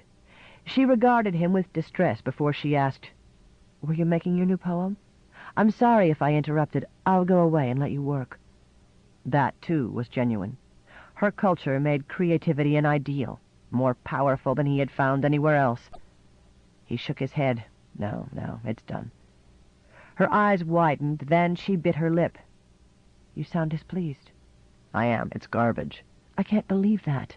You are too hard on yourself, Ippo, dear one. How often have I told you? You are." She touched his hand. He felt and heard and saw the sympathy. Sympathy? He nearly recoiled. "There's nothing in it, nothing," he rasped. "May I hear it?" She dared another smile. "Now is a good hour. You said the idea came at just this time, a few days ago." "As you like." He took his eyes from her, staring above the keiki moana in their waves, and mumbled, "The sunset throws a road across the sea, ephemeral as fire, with barely breath or ripple of a wrinkle on its bed, nor signs to tell the day. This way to death. They who descend past infraviolet, through that great night which underlies it, find no quietness for silt that sank from life to where the planetary millstones grind. How will those ocean folk remember us? How shall they, and how can they? What we are has bones too thick to walk the western road that smolders out beneath an eastern star." "I do like," she said, low. He spat across the rail. "It's empty, I tell you. No sense of what I wanted to say." She moved to his side. "Of what is burning in you to say." "Ha! The word for me is poetaster." "No, you have the gift. You have the fire." He shrugged. "Maybe, somewhere in my genome. What matter when I don't have anything to use it for?" "What do you mean?" His fists nodded. "What I've been wandering the world in search of, and thought for a while I might have found here, the symbols and the substance." He drew a ragged breath. Why has nothing new, nothing with real feeling in it been done? In writing, music, every art, yes, every science, for centuries, I say, except by tiny enclaves like yours. Why, Earth, Luna, Mars, they have thousands of fine writers. Yes, rushed from him. Brilliant persons turning out excellent variations on old forms, old themes, trying to bring something back to life that was worn out before their grandparents were born. What's the sense in producing an imitation Odyssey, the Trojan women, Hamlet, the Wasteland, Elegy at Jupiter? His words gathered momentum. Those spoke about love, strife, triumph, grief, terror, mystery, in the language of the people and their gods, or people who'd lost their gods but were gaining a universe. What life goes on today except for what's been the same for longer than anybody has lived, the same safe round, now and forever? I think we hear, yes, you're exploring, discovering, birthing new myths. There flitted across him, in an offside corner of the planet, autonomous and undisturbed. But when some day those ways and dreams came forth into the outer world, how troubling would they be to peace, as once the faith of Christ or Muhammad, the philosophy of Locke or Jefferson, the science of Newton or Darwin, or certain verses. "And you sing of them," he cried. "God, how I envy your bards! I hoped I could share—" He choked. She held him close. "You can, you shall." He slumped. "No, it's no use. I'm too outside." She stepped back, taking both his hands in hers, and captured his gaze. "Keohi mai oi," she said low. "Hold fast. You can learn to belong among us." "How can I when... As if to finish Nicholl's question for him and be the answer to it, Tawiri appeared from behind the deckhouse. To Nicholl, the ship seemed to quiver beneath his tread. Yet he moved softly, the muscles that sheathed his mass under full control, cheerfulness on the round, smooth face. "Aloha, Yaneke," he hailed in Hawaiian. With the help of an inductor, and still more the help of her, Nicholl had gained a fair command of the language. Tawiri gestured overside. The sun, become a red-gold shield, was on the horizon. Blade blazed from it across the water. "I have been seeking you," Tawiri said. "We were going to swim down the sunset road with the keiki." The young woman hesitated before she nodded. "Yes, we were. I forgot. Jessie—" Nicholl knew he had the vigor to join them in the sea, but not the style. What they intended was a dance, an art, which they had started learning in childhood, nor would he ever fully understand what marvel it was they celebrated. Bitterness rushed up in him, tasting of vomit. "Well, go," he snapped. "Leave me alone." Tears glimmered. "Jessie, I did not mean—" He felt the rage as a tide that bore him forward, helpless. "Go," I said. "Eject. That's an order." She lifted a hand to her lips, as if slapped. Tawiri flushed, scowled, and rumbled, "Belay. You should not speak so to her, to anyone." Incredulously, "And she your beloved." "Mine!" Nicholl yelled. "Everybody's!" They stared at him. He sensed the horror in them. If Ianeke chose to share her bed with this friend also, what business was that of Nicholl's? None, here or throughout most of the world. The fact that he loved her was irrelevant to everyone but him. Tawiri hunched his shoulders. "That was Pupuka," he said, almost mildly. The word, not quite translatable, implied an appalling breach of decency. "You must redeem yourself." He meant performing an act of contrition before witnesses. Among the Lahui it was no humiliation. The usual aftermath was a feast with much jollity. To Nicholl, in his condition, it was impossible. A fraction of him knew how crazy he was being, but had no power to break him. "I'll redeem you, you smug slime-worm!" His fist slammed into Tawiri's stomach. The big man lurched back, astounded, breath gusting from his mouth. He recovered and reached to grapple. Nicholl had studied martial arts. Sometimes a contest worked some gall out of him. His response was equally reflexive, a sweep of legs and arms. Tawiri thudded down on the deck. He sat up, but did not rise. His glance raked the foreigner, as did Ianeke's. For a long while they were silent. The sun dropped from sight. The sea road faded into darkness. "I did not know this of you," Ianeke faltered at last. Nicholl looked away from them. "I didn't know it of myself," he forced, aware that he lied. Yet he had not wanted it. He had not. "I'm sorry. And we are. Tawiri climbed to his feet. She moved to stand against his comforting bulk. Yes, she sighed. Best you go. A flight touches at Nauru, bound for Australia tomorrow morning. Where to next, he wondered. Rage had drained away and left him numb. Later, he knew, would come the remorse and pain. Now he felt only a leaden practicality. A waxing half-moon shone pale above the deck-house. Maybe he should try his luck there. Why not? He could do no worse than hitherto. Passage would consume most of his small savings, and the cost of living would be higher. If he didn't want to exist in poverty, he'd need work, pay, to supplement citizens' credit. Well, he'd heard about openings for Terrans in Lunarian outfits, and Terrans from Earth were preferred. More physical strength, ordinarily, plus the emotional factor of their being outsiders, hirelings rather than residents. He ought quickly to acquire any necessary skills. Born and raised in the habitat, he was at ease with changeable weight, Coriolis force, every trickiness of space. He'd gotten a technic education as well, to learn how the modern world operated. If, since then, he had become a drifter through the byways of Earth, why, then his knowledge should soon revive. And if the moon-dwellers were no more inspired or inspiring to him than Earthlings, maybe their environs would give him inhumanness to sing about, a latter-day Jeffers. The thoughts blew past him cold and vague, like fog, above a slowly congealing realization of what he had lost. But have it well, Jessie. Yaneke sobbed into Weary's arms. Always well. And you, he said without tone. All of you. Chapter 5. Falaire lived in the Dizun apartments among other Lunarians who could afford it. Hers fronted a corridor that at present gave the illusion of space. You walked through blackness, surrounded by frosty stars, between doorways limned by constellations. At hers you entered a single great chamber, only the sanitor permanently hidden away. The floor, deep blue and yielding underfoot, extruded walls wherever she desired and reabsorbed them on command. From its half-ellipse, sides curved nacreous to a ceiling vaulted and latticed, except where a section of native rock had been left unfinished. At the opposite end, a trumpet vine grew up a column to spread a canopy of leaves and fire-colored blossoms. Furniture, in the fine-drawn Lunarian style, was rather sparse. She liked room for pacing, dancing, or fencing practice. This even watch, an outside's view screen, had been set to generate a fantasy scene of towers reaching into a crimson sky, where serpents flew on white wings.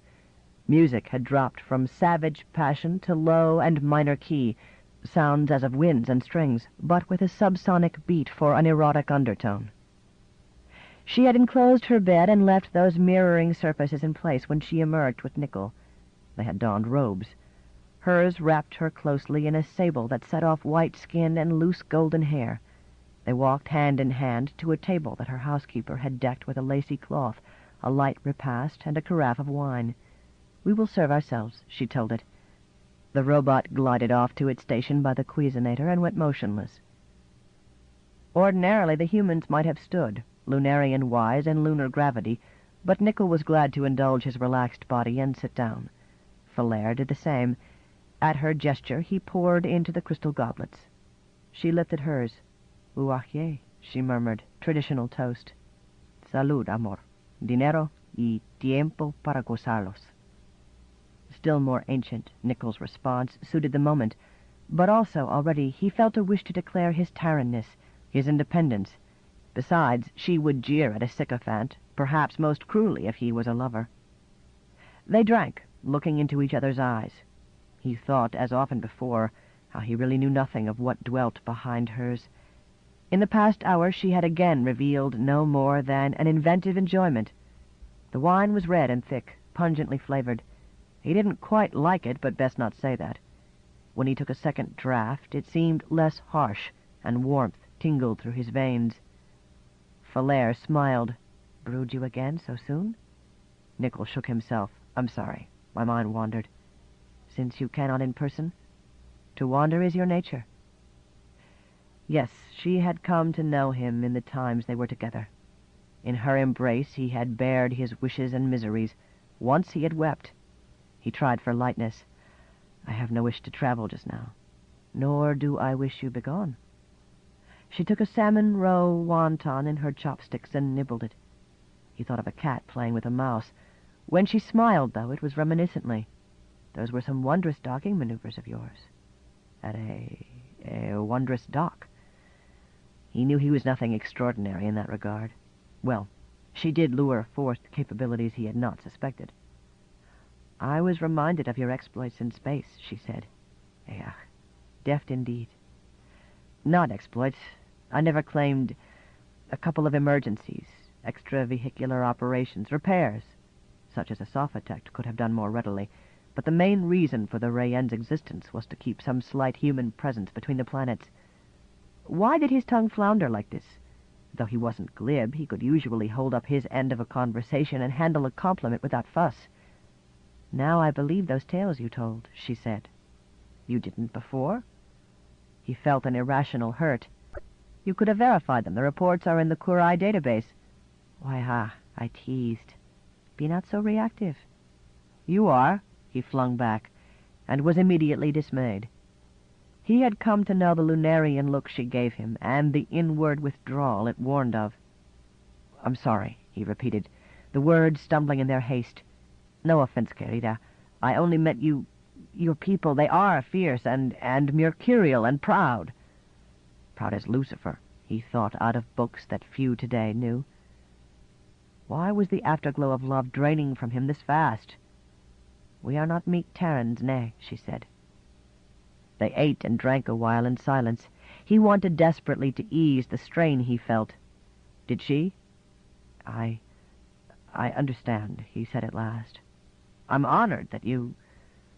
She smiled anew and reached across the table to close fingers briefly over his hand. You are not of the common ruck in your race. You, too, rage at your unfreedom? No, not really, not exactly. Try to keep things sane, he thought. Somehow he had come to the verge of an emotional eruption, his wits a tumble. Valere raised her brows. Nay, you have spoken of being born into a desert of the spirit. That's nothing I can blame anybody for. He must curb the quick, hot anger she evoked. It was absolutely not reasonable. Her lips tightened, her tone went wintry. I can and do. I curse this black hole of a world that sucks us in and crushes us formless. I would explode it if I could. Yes, his mind continued for her. Destroy it, and then range adventuring, unhindered by economics, and reign a Selenarch, unencumbered with politics. Life a wild poem, ruthless as the Iliad, reckless as Otterburn. Beside that longing, his merely creative frustration was ludicrous, yet his wrath seethed higher. Valere's laugh rang metallic. Awry, who can burst asunder a black hole? Nickel groped for a way to diminish her bitterness and his, bring them back to their pleasure. On Proserpina they're free. What she would call free. Who can escape a black hole? She replied starkly. True. No more emigrant ships. Few ships of any kind anywhere in the inner solar system, and nearly all of them altogether machine. Nor may yonder freedom last, Valere said. The cybercosm has decreed that they too shall be squeezed together into a little black hole satellite. It's not that hopeless, is it? Was it? Suddenly quiet, she answered, It need not be. He caught his breath. A chill shiver went through him. She leaned forward. Her voice remained soft, but never had he seen or heard a higher intensity. There are actions we can take, deeds we can do, even now, even now. The knowledge flashed for a moment that he was alarmed because a fragment of common sense told him he should be. Hold on. You don't mean... Wait, the Skane Croy? Surely not. An exercise in futility. Scorn retorted, What know you of the Skane Croy? Why, a resistance movement. The name it gave itself meant the knife loose in the sheath. An underground, but what's the use? Subversive propaganda privately circulated, which wasn't illegal, a few alleged acts of sabotage, a few alleged murders or other violences, rumors of arsenals, senseless. "My being, it has kept our souls aflight," she said. Yes, maybe that, he thought in his confusion. Affirmations, rites, mutual psychological support. He didn't believe she indulged in such things much, if at all, nor that anyone else did who still bore the old, aloof, selenarchic spirit. However, those lunarians who in former times would have been their followers, knights and bailiffs and retainers, yes, those might draw nourishment from a secret society. Nevertheless, action, though, did you say? He protested. Revolution? Guerrilla warfare? Insane! Once history was otherwise, he remembered. Had he lived before the cybercosm was omnipresent and omnipotent, he might have taken up a gun in some cause of his own. Her coldness bit at him. "Think you I am stupid?" "Of course not," he cried. "I just don't see—" She gazed beyond him and said low, "Through eons a black hole shrivels away to naught. Rebellious particles quantum tunnel out of it." He realized abruptly and in full that she was not talking abstractions. He should have been shocked. Instead, a thrill coursed along his spine and out to the ends of his nerves. "You have something underway." Her look returned to hold him. "Yes. Dare you fare with me?" "I can't. I don't know." "Dare you come here what it is? You can refuse it." And lose her. Clearly she had invited him this time for this purpose. Had she ever had any other? "Or you can help fire a shot for freedom that will also be yours," she challenged. It was crazy, lunatic. He must not let himself be borne along on a swelling torrent of fury, of need to strike at something besides shadows. How was it happening? Well, he could go listen. He must, or lose her here and now, and into the bargain know himself for less than a man. Mustn't he? What harm in listening? "I can't promise, you understand," he stammered. But yes, I'll come." Exultance flamed. She flowed erect. "Then let's be dressed and afoot. At once." Chapter 6. From his concealment, Venator looked out into a room square-sided and bleakly functional. There was little furniture, but an array of sophisticated communications and computation equipment crowded it. A man sat before a screen, working a keyboard. He was Caucasoid, of small stature, with a pinched, yellowish face on a large head. In the 3 day cycles Venator had lain here, the man had not left the apartment, nor had earlier surveillance agents ever observed him. Food came in via robotic delivery tube, according to orders entered at a local distributory. A brief visit by Lyrian had conveyed the information that his name was Hench. He was an intellect, and some kind of conspiracy was certainly going on.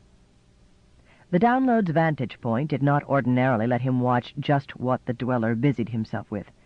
It happened that now he could see. It was not helpful. A screen displayed a chess frame, and he deduced that the game was not simply 3 but 4-dimensional. The pieces matured and aged with time. Hench was playing against a computer. The rationale of the moves on either side was beyond Venator's comprehension. 2 Lunarians entered. Lyrian led, a scarlet gauze cloak fluttering from his glitter-strewn blue tunic. Exultation lighted the stern old countenance. Venator recognized his companion from scenes clandestinely recorded in the course of spying on him whenever possible. The pair had met a few times, to go topside where no one could listen in on them, and the other was readily identifiable. Seant, nominally the lesser of these quarters, heir to the modest remnant of a selenarchic fortune, a peripatetic and somewhat enigmatic young man. He was in form-fitting black, with a broad belt of possibly natural leather, holding a large sheath knife.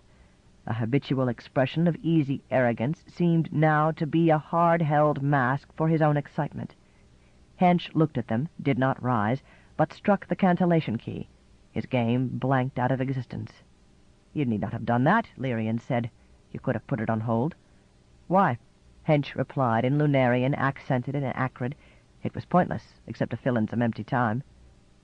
Also meaningless, Venator thought. Even with an intelligence exceeding that of a Leonardo or an Einstein, he must needs set the computer to play at his level, else it would have beaten him in perhaps a dozen moves. "Will we get action tonight?" he demanded rather than asked. Lyrian nodded. "We should. Falair has dispatched a signal to me. They will arrive shortly. At last. Have you the spaceship escape program ready? Seance snapped. Hench bristled. What else has there been for me to do but play with it? You were to work with it. Venator's mind leaped. Spaceship escape program. It must be for Lyrian, but it could not mean that his craft would depart suddenly without proper clearance. An authority vessel would then be sure to go in pursuit at higher acceleration than he could tolerate. Now, Hench must have implanted a subtle distortion in the traffic control system, such that it would believe it knew everything it should, for instance, whether any passengers went along, but in fact let the ship go without collecting any real data. If Hench had been able to worm into the secrets of the cybercosm, no doubt remained that it was he and his equipment that had done so, then subverting routine procedures was no trick at all for him. Lyrian laughed. Ach, Seant, hold your nastiness for when it's wanted. It's his specialty, Hench rasped. I would have this thing go as planned, Seant answered sullenly. We should have had one more rehearsal. You knew that what notice we got would be short, Lyrian said. She cannot program him as she would a robot. Hench's lips twisted in a grin. Besides, he remarked, what we play this even watch won't be a scripted drama. It will be commedia dell'arte. Venator recognized the archaic term. Did the Lunarians? How many would, out of humanity's 1.5 billion? We must hope you have the wit to carry your role, Hench said to Seant. Keep your quarrels for afterward, I tell you, Lyrian ordered. This will be flickery enough at best. I will not fail, Seant told Hench. If you do, if the ship does not get clear, then you will soon be dead. Nay, Lyrian said. Whatever happens, I forbid that. You are wise, Captain, Hench said. Only a dolt would break a tool because it got misused. As often before, Venator wondered about him. How was he recruited for this venture? It must have been before Lyrian arrived, although what Venator had heard last time strongly suggested the basic scheme was Lyrian's, transmitted from Proserpina. The organization that made the arrangements was surely the Skane Croy, which was Lunarian. It did have a few Terran adherents, for their own variety of reasons, but Hench scarcely counted as a Terran. He was a metamorph, an intellect. The genome of his ancestors had been modified to shape a brain power that computers made obsolete even before sophotechs with full awareness were developed. Venator guessed that he, alienated from a civilization that gave him no real purpose in life, had been drawn in by the challenge, the chance to play a genuine game for genuine stakes, against the cybercosmic security system. It was clear that no organic intelligence less than his would have been able to plan and program for the operation, then see it through. Obviously, the plotters could not employ a sophotech. Supposing that somehow they had been able secretly to build one with the needful intellectual capacity, they could never have kept it with them. Once it came into contact with the system, it would betray them, for it would realize where it truly belonged. Oh, Venator knew. He knew. Lyrian addressed Seant. Remember, be not too blatant. Watch for my signal to quell yourself, lest we overdo. The other scowled, offended. I understand. Have I not already been working with him? With whom, wondered Venator, and how? A trill sounded. Seant stiffened. Hench gripped the arms of his chair. The coolness of a skipper came upon Lyrian. Admit them, he directed the door. 2 persons appeared. Venator did not know either the spectacular Lunarian female or the lean Terran male. She was altogether self-possessed. Sweat glistened on his face. Lyrian laid hand on breast. Lunarian courtesy salute. Well beheld, my lady Adonrai, he greeted. The man grew taut at the sight of Seant, who eased off and gave him a supercilious smile. Pilot Jesse Nickel, Captain Lyrian of Proserpina. Hench, said the woman, with appropriate stylized gestures. She must be Falair, and Nickel and Seant must have met previously. Jesse Nickel.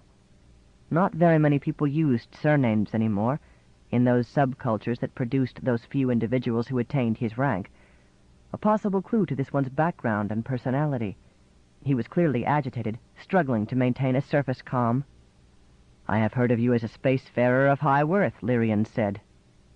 Nickel glanced at Falair, who nodded. Doubtless that meant that, yes, she had told the Proserpian about him. Thank you. But, I'm hardly a spacefarer at all compared to you, he said. His Lunarian, grammatical though unidiomatic, came out with slightly exaggerated precision, as if he were drunk but didn't want to show it. That wasn't actually the case, however. Venator knew the signs. Maybe Nickel was just overexcited. It is not the distances traversed that matter. Lyrian's smile was sardonic. Aye, the sole problem they pose is how to avoid going quantum from boredom. But once you've gotten to a new comet, say, yes, the unknowns can kill. Uncharted gravel swarms, crevices hidden under frozen gas, quakes, eruptions, even in those cold regions, it must be like pioneer days in the inner system. Not quite the same thing as a task done a few thousand kilometers from home, which a machine could do better, Seant drawled. Nickel flared. Do you pretend you've ever done either? Hold, Falaire interrupted. Seant, be more mannerly. At least 2 of Pilot Nickel's tasks were in fact hard and dangerous. I would be glad to hear of your experiences, Lyrian invited. Why? Nickel growled. To Falaire. All right, why did you bring me here? It was indeed unwithful, Seant said.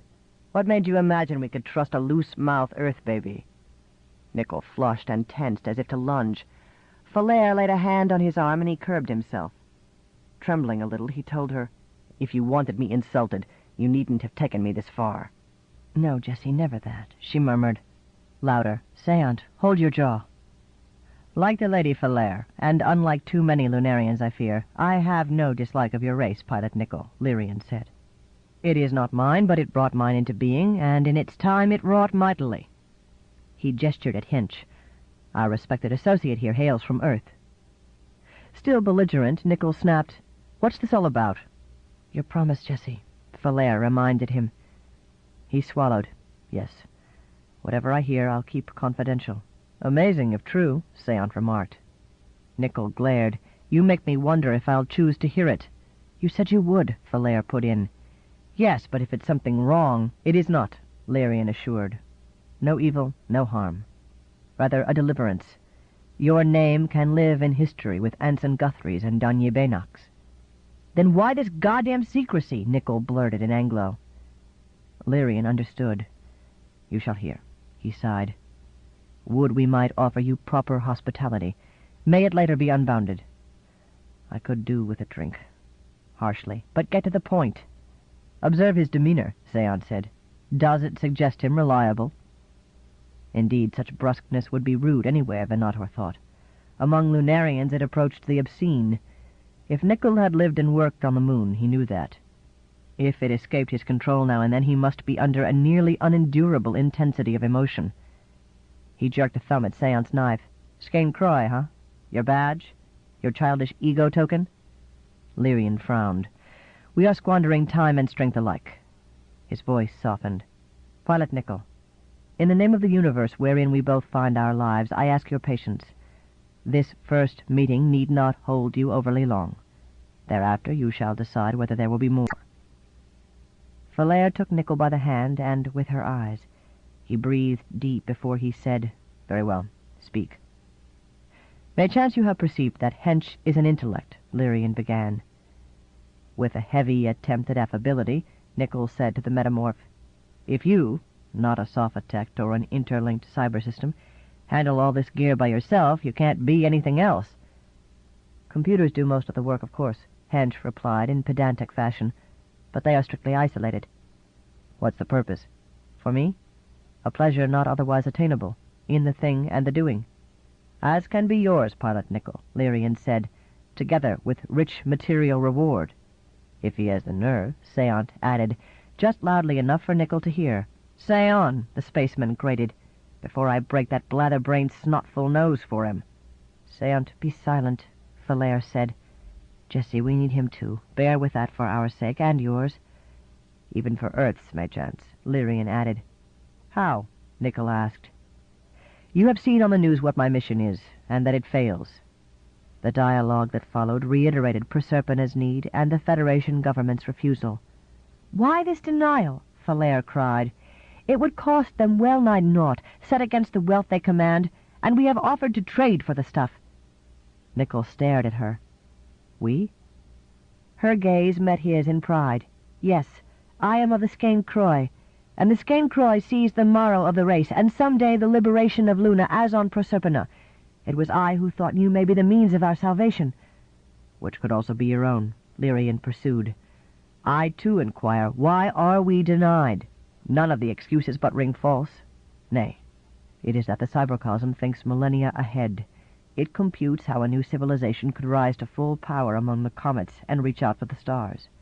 Then it would lose control over the destiny it wills for itself and the universe. No longer could humans, all organic life, be confined, be kept, aye, ever so kindly, for pets. Nay, not that relevant, but an incidental epiphenomenon. Rather than that, shall they not bring forth whatever it will be that they dream of, by and for themselves?" "Bad enough having Guthrie's colony at Alpha Centauri," Hench put in. "The cybercosm can hope it will perish when its planet does, in a few more centuries, or at least that its survivors never get any farther. At worst, those people will be many years' travel away. Proserpina is here in the solar system. No, it won't pose a military threat, unless you count maintaining defenses against possible attack. Aggression would be ridiculous. But given an adequate energy source, it will be going its own ways, gaining its own potency, and people on Earth, Luna, Mars will notice. They will begin to question the order of their world, the whole philosophical basis of its existence." Nickel quivered. "I've sometimes thought—" "Go on." "A final consignment of antimatter is a space in its robotic ship, bound from Mercury for storage in orbit beyond Saturn," said Lirian slowly. "This is a high secret, of course, but Hench has uncovered it for us." "We knew something of the kind must happen sometime." Valaire's voice rang. "Now is the time, and our last chance." Nickel threw up his hands. "Wait! You can't—" "No. Yes," Lirian answered like steel. "We propose to capture that cargo for Proserpina. To this end we need a spacefarer who is skilled, and a Terran." "You, Jessie," Valaire said. "No," Nickel stammered. "Hold on. You're dement." "The scheme is well wrought," Lirian declared.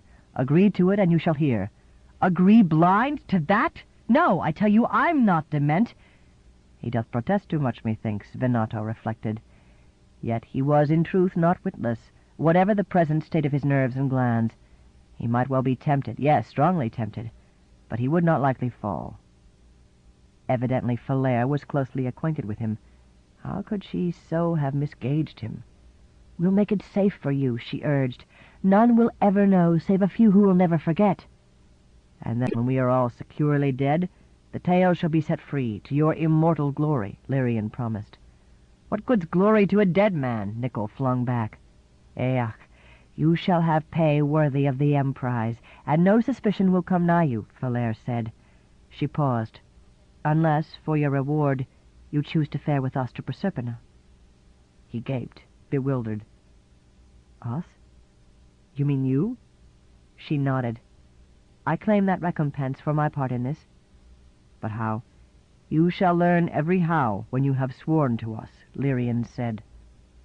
"And if I don't like it?" "No, impossible. And it's piracy you're talking of, the greatest crime since—" "Valaire, don't!" Nickel reached for her. She swayed aside. "See, I told you he'd shriek and flap," Seant jeered. The breath rattled in Nickel's gullet. "You're asking me to—" Valaire cut him off. "At the bare least," she said coldly, "you've sworn to me you'll keep silence, whatever you have heard, that we may seek someone else." "Someone with manhood," Seant tossed in. "Shut your hatch, or I'll shut it for you," Nickel screamed back. To Valaire and Lirian, "I'm going now, before I kill that slime worm." Strange, his overreaction, Venator thought. Granted, he already hated Seant, and the taunts this even watch seemed calculated. Nevertheless, a spaceman couldn't do his job without a cooler head than Nickel was showing. Somehow he'd gotten into a quite abnormal condition, and it must have come upon him unawares, or else he'd recognize it, allow for it, and handle himself a good deal better. Ah, an idea began to grow in the download. "You'll truly not dare it?" Valaire was asking. "How can I? Oh, God!" Nickel groaned, and for a moment buried face in hands. "I understand you, your wish, and I could wish too." He looked up. "No." "Then we have naught else to speak of," she said. "Depart." Lyrian raised a palm. "First, swear silence before us." Nickel gritted his teeth. "Silence about a conspiracy." "You gave me your word," Falair said.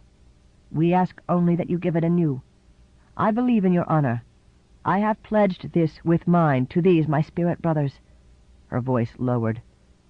"I will not leave Luna for a while yet, Jessie. Would you see me arrested?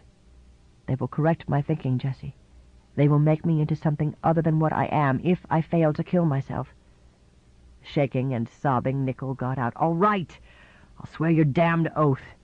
His own voice, high and cracked, told how near hysteria he was. "Upon the knife," said Lyrian. Seant glanced down at his belt. "Nay, it would defile my blade. The knife, Seant." The young man heaved a sigh. "As you will. I can consecrate another afterward." He drew it and extended it to Nickel, who took it blindly, automatically. "Consecrate?" wondered Venator. Seant had used the Spaniel word. It was not a Lunarian term, scarcely even a Lunarian concept. What was going on? Play acting. Nickel hadn't noticed. The weapon shook in his grasp. "No need for that," Falair was saying. "The steel is alloyed with its honor." Seant sneered. "Not after it's been in the hand of a eunuch." Nickel shuddered. "I'll have to wash that hand of mine, pretty boy," he coughed, "till I've got the top layer of skin off. Stay clear of me after this, you hear? I'm warning you. Stay clear." "Aye, I will," Seant laughed. "I'd not have you publicly wet your breeches." Nickel spat at his feet. Seant struck him across the mouth. Nickel howled, a sound inhuman, and stabbed. Crimson spouted. The guard of the knife stood against Seant's tunic. He staggered backward and collapsed in a tangle of limbs. Lyrian seized Nickel's arms from behind. Nickel fought him, then sagged. The color drained from his face. Lyrian released him. Falair and Hench crouched over the body. Hench's fingers searched across lips and pulse. He looked up. "Dead," he stated. "So easily?" Falair whispered. "A major blood vessel severed, I think. Massive internal hemorrhage." "No, please no," Nickel mumbled. "Call for medics. Revival." Hench shook his big head. "It would take too long when we've no way here to cool him. Substantial brain cell decay." Falair rose and made a sign. "He would not want to be what he would be after they restarted him," she said quietly. "Give him his peace." None of this was right, Venator thought. But Nickel was shocked and stunned beyond reasoning about it. Tomorrow his memories of it would have blurred into nightmare. "And the police would make inquiry," Falair continued. "Our undertaking would come to light, our cause be lost. You, Jessie, do you wish for psychocorrection? Inhibition laid into your mind like shackles, and an end to spacefaring or any other work you ever hoped for? Nay, let Seant lie." Lyrian nodded. "It is done, and belike the blame was chiefly his. Let him not have died for naught." Their attitude was convincingly Lunarian, Venator thought, if Seant had not been pledge-bound to them. Falair took Nickel's arm. "Jessie," she said, "come home with me. We'll not forsake you." "And I have no obligation of vengeance," Lyrian told him. "And I have my fealty to a dear friend," she said. "Jessie, come." He stumbled away with her. When they were gone, Lyrian stooped above the body and withdrew the knife. Venator saw how the guard clung, and then how the steel came back out of the hilt as Lyrian pulled the weapon free. A few more drops of what looked like blood trickled after, luridly red. "How fares he?" Lyrian asked. Hench shrugged. "He should regain consciousness in about an hour, I'd say. Best leave him as he is for a few minutes, then carry him to bed." So the retractable blade had pierced just enough to inject a drug, neurostat probably, that gave instant anesthesia and reduced respiration and heartbeat to a pretty good imitation of death. The whole thing was staged to ensnare Nickel. Yes, Venator thought, these were desperate and dangerous folk. Tomorrow a tiny robot would scuttle up the shaft to check on him. He would signal that he wanted to be removed, and it would go summon a larger machine. With luck, Hench would again be alone here and not notice anything. When the peace authority had seized the four, clues should radiate outward to others. The plot would be broken, and, Venator expected, the heart torn out of the Skane Croy. No public sensation. Everything kept as discreet as possible, but a well-phrased confidential message to the Selenarchs of Proserpina should chasten them. Some among them might begin to think that, after all, membership in the World Federation had many advantages. Lyrian laid the knife on a desk. "Meanwhile," he said, "let me see to another bit of business." He strode toward Venator's place and touched a hidden point. The wall slid back from the cabinet. He confronted a case about the size of his head lying on a shelf. Optics on stalks swiveled to focus on him. He smiled. "As I thought," he said. "Good even watch, Don Rai." Chapter 7. Some 30 hours and 10 million kilometers out of lunar orbit, Verdea ceased acceleration, swung southward widdershins, and resumed boost at the same 1/6 terrestrial gravity. The maneuver took place so gently that those aboard had no need to harness themselves. Safety regulations required it nonetheless, but this ship hailed from Proserpina. Standing in her recreation room, Nichols set the view screen before him to scan aft. Earth still outshone all stars, brilliant sapphire upon blackness, the moon a speck of amber close by.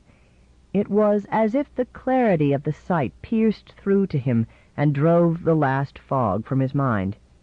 He couldn't tell whether that was good. He had his full awareness back, but also his pain and fear. The room seemed both a refuge and a prison. It was small, with a few chairs, a table, the wherewithal for electronic and manual games, database outlets for shows or music or books. No one had yet activated the bulkheads. They enclosed him in blank, pale gray. The gymnasium, larger, equipped to let him maintain muscle tone through a long, low-weight voyage, was on the deck beneath. He breathed an air cool and, at present, bearing a slight odor of newly cut grass. Ventilation went silently, like thrust and recycling and nearly everything else the ship did. He might have been all alone in the cosmos until a light footfall brought his glance around. Valere came to stand before him. The blonde hair spilled vivid over a darkly iridescent kimono. In the plain coverall given him, he felt more than ever foreign to her. How unfairly beautiful she was. "Oh, Jessie," she greeted. Fingertips brushed across his wrist. It tingled in their wake. "Are you hale? You look less than joyous."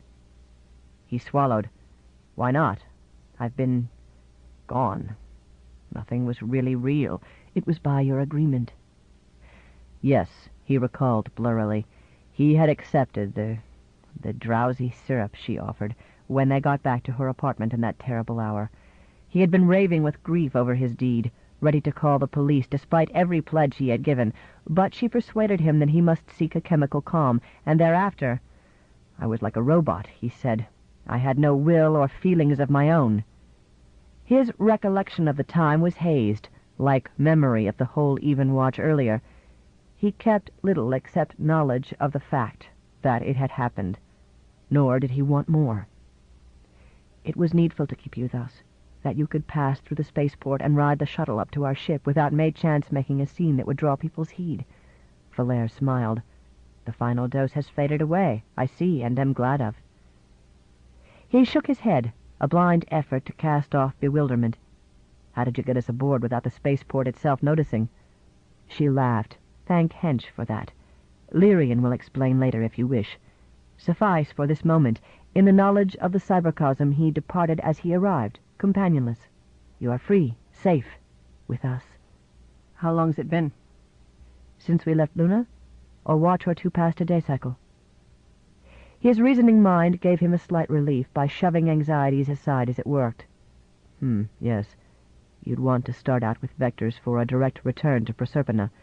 Now we're far enough that Trafcon radar won't be routinely tracking us, and it'll scarcely keep any other detector on us either. You can change course for your target." "Eyach," she said warmly. "Indeed, you are awake again. A pilot whose skill is in his very speech. It bodes well." He must not let her lull him. "How long till we arrive?" "Travel time is about 19 day cycles at this acceleration, with midpoint turnover. Add some time to that, because we'll be in free fall whenever you are working outside. May chance 30 day cycles altogether." She finger shrugged. "Or thus Lyrian tells me. I am but a passenger."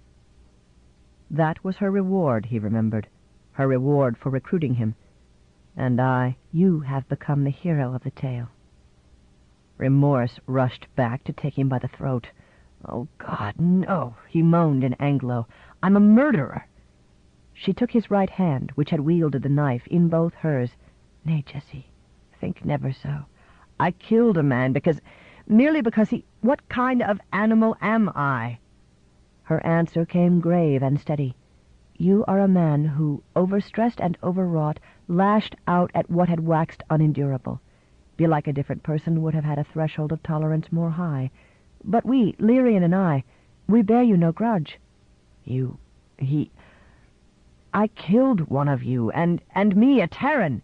Heedless of race, Lunarians understand pride and honor." Their kind of honor, Nichol thought, amidst the turmoil. "Sayant fell on his own misbehavior," Falair continued. "I didn't like him anyhow." Confusion redoubled. She didn't? Why, half his hatred had its roots in jealousy. But he was... At least, he was your fellow in the Skane Croy. The bright head nodded. "That much is true. You owe us, his spirit siblings, and yes, his memory, a recompense. It shall be the part you take in our great venture." The ugly word broke unbidden from his mouth. "Blackmail?" She let go of his hand. Her tone grew severe. "Reflect that you are in my personal debt also, for that I saved you from the consequences you would have brought on yourself." You babbled of needing punishment, but well you know it would have been worse than that. Psychocorrection, neural alterations, re-education, elimination of your potential for violence. Your inmost self castrated, a poet and adventurer changed to a placidly contented citizen. Never had he heard such contempt as she threw into the last word. His thoughts groped through shifting darknesses. Maybe she overstated the case, and yet, he was what he was.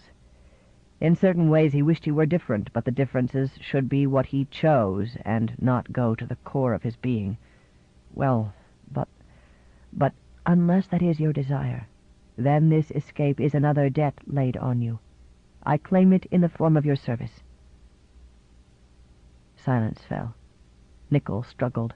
Now and then he gasped for air. He had won to a measure of calm by the time Lyrian descended from the command center. The old man wore youthful extravagance of scarlet, purple, and gold. "We are well on our course, and the ship can run robotic," he declared, before he gave the Terran a close regard, and added with a smile, "Oh, Pilot Nichol, welcome back to yourself." "I'm not very happy about it," Nichol snapped. Lyrian made a dismissing gesture. Yours is no abiding trouble.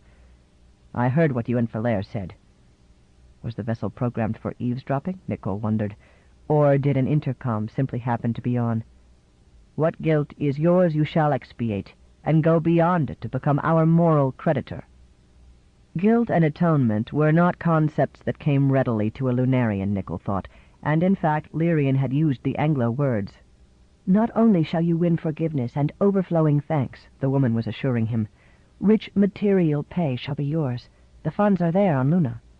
Sarcasm awakened. "Precisely how shall I collect them?" he asked. "That has been provided for," Lyrian replied.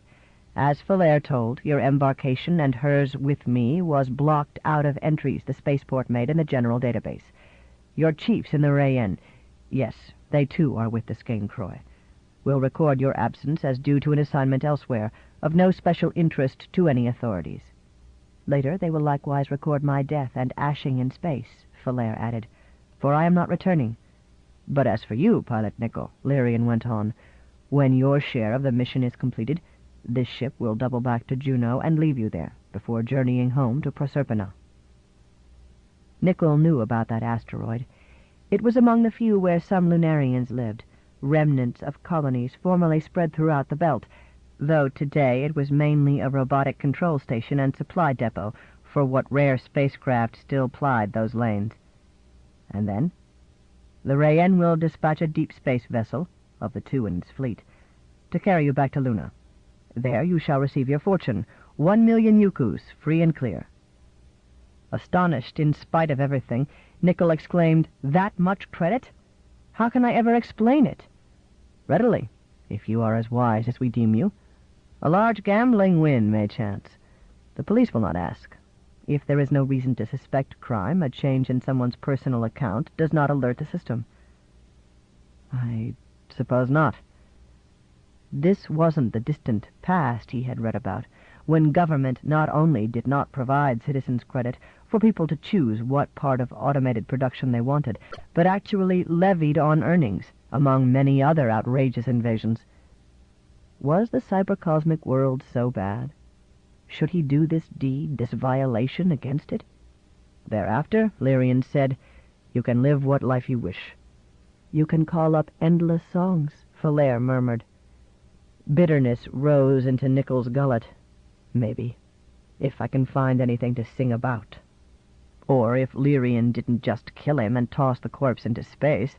Simpler, safer, cheaper. Her eyes sought his. Might you rather come to Proserpina with me? However preposterous, the idea made his suspicions retreat. She seemed honest, if ever a Lunarian wholly was toward a Terran, and these two were idealists in their fashion, weren't they? "Come," proposed Lyrian. "Let's go to the saloon, eat, take our ease, and rejoice together." Falair put her hand in Nichols'. He went along, sorrow already dwindling, excitement mounting. For better or worse, he was committed, wasn't he? Chapter 8. After a gourmet luncheon and a siesta, Lyrian showed Nichol through the ship. Her hull resembled a squat, round-nosed cone, about 300 meters long and as broad at base, studded with airlocks and housings, the thrust director of her drive projecting skeletal beneath. Had you watched from outside when she was under boost, you would have seen just a faint bluish glow in the plasma hurled forth, unless you were directly aft, unprotected, within less than 1,000 kilometers. Then you would have been blinded and very soon dead. Inwardly, the forward half was divided by a succession of decks transverse to the acceleration vector. The first was barred to humans. That section held vital robotic apparatus, including the magnetohydrodynamic generator, whose force screen warded off particle radiation. For added safety, the section behind it, below it when boosting, contained storage lockers, auxiliary robots, and miscellaneous equipment. Next came the command center, where the captain received communications and data and told the ship what to do, but usually no one need be present. A level of private cabins followed, then the deck for recreation room and saloon, which was also where humans generally entered and exited. Beyond, below, lay the gymnasium, Cuisinator, and assorted service modules. Past this, in turn, was the 3-level cargo hold. You went between sections either by companionway or ascensor. The after half was entirely off-limits to organic creatures. There were the gyroscopes for maneuver, together with much else essential, and beyond them the reaction mass tanks, which doubled as shields against radiation from the motor. It was farthest back: antimatter trap, laser electromagnetic pumps, fire chamber, plasma control, the powers of a mythic hell, tamed and put to work. Once vessels of this general design had been a familiar sight, but that was when humans flitted around the solar system in great numbers. On Proserpina they keep the wish to do their own spacefaring, Falair had said.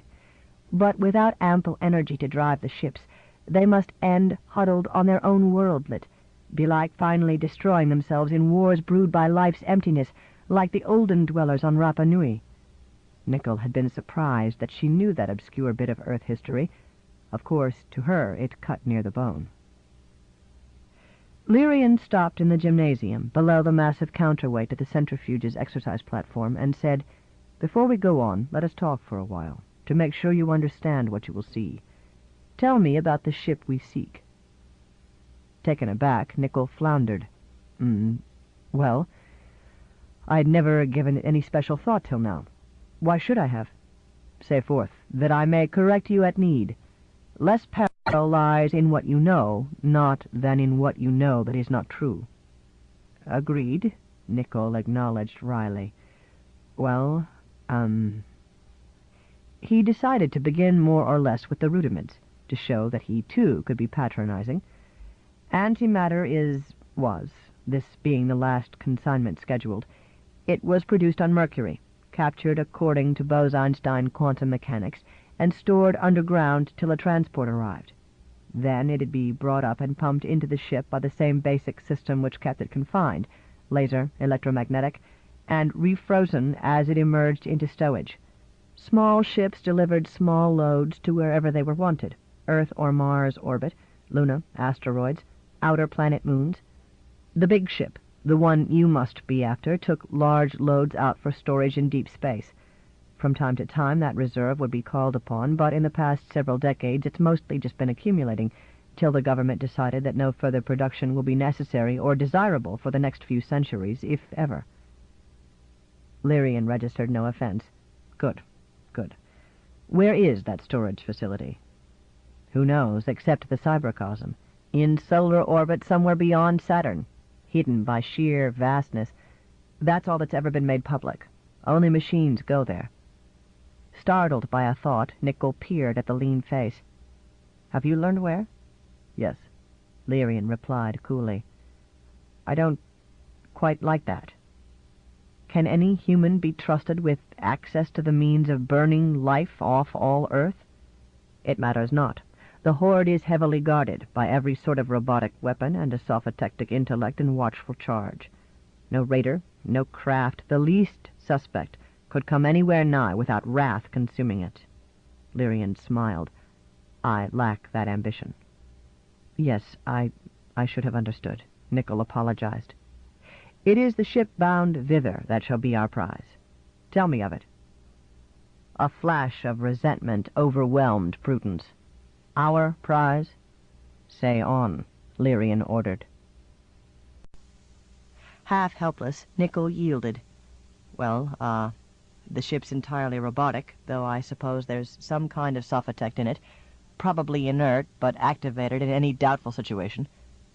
Lyrian smiled again. Shrewdly guessed. That is the case.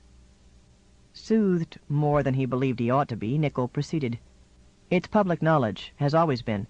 The ship goes on a minimum energy Hohmann orbit from Mercury to the depot, and back again for reloading.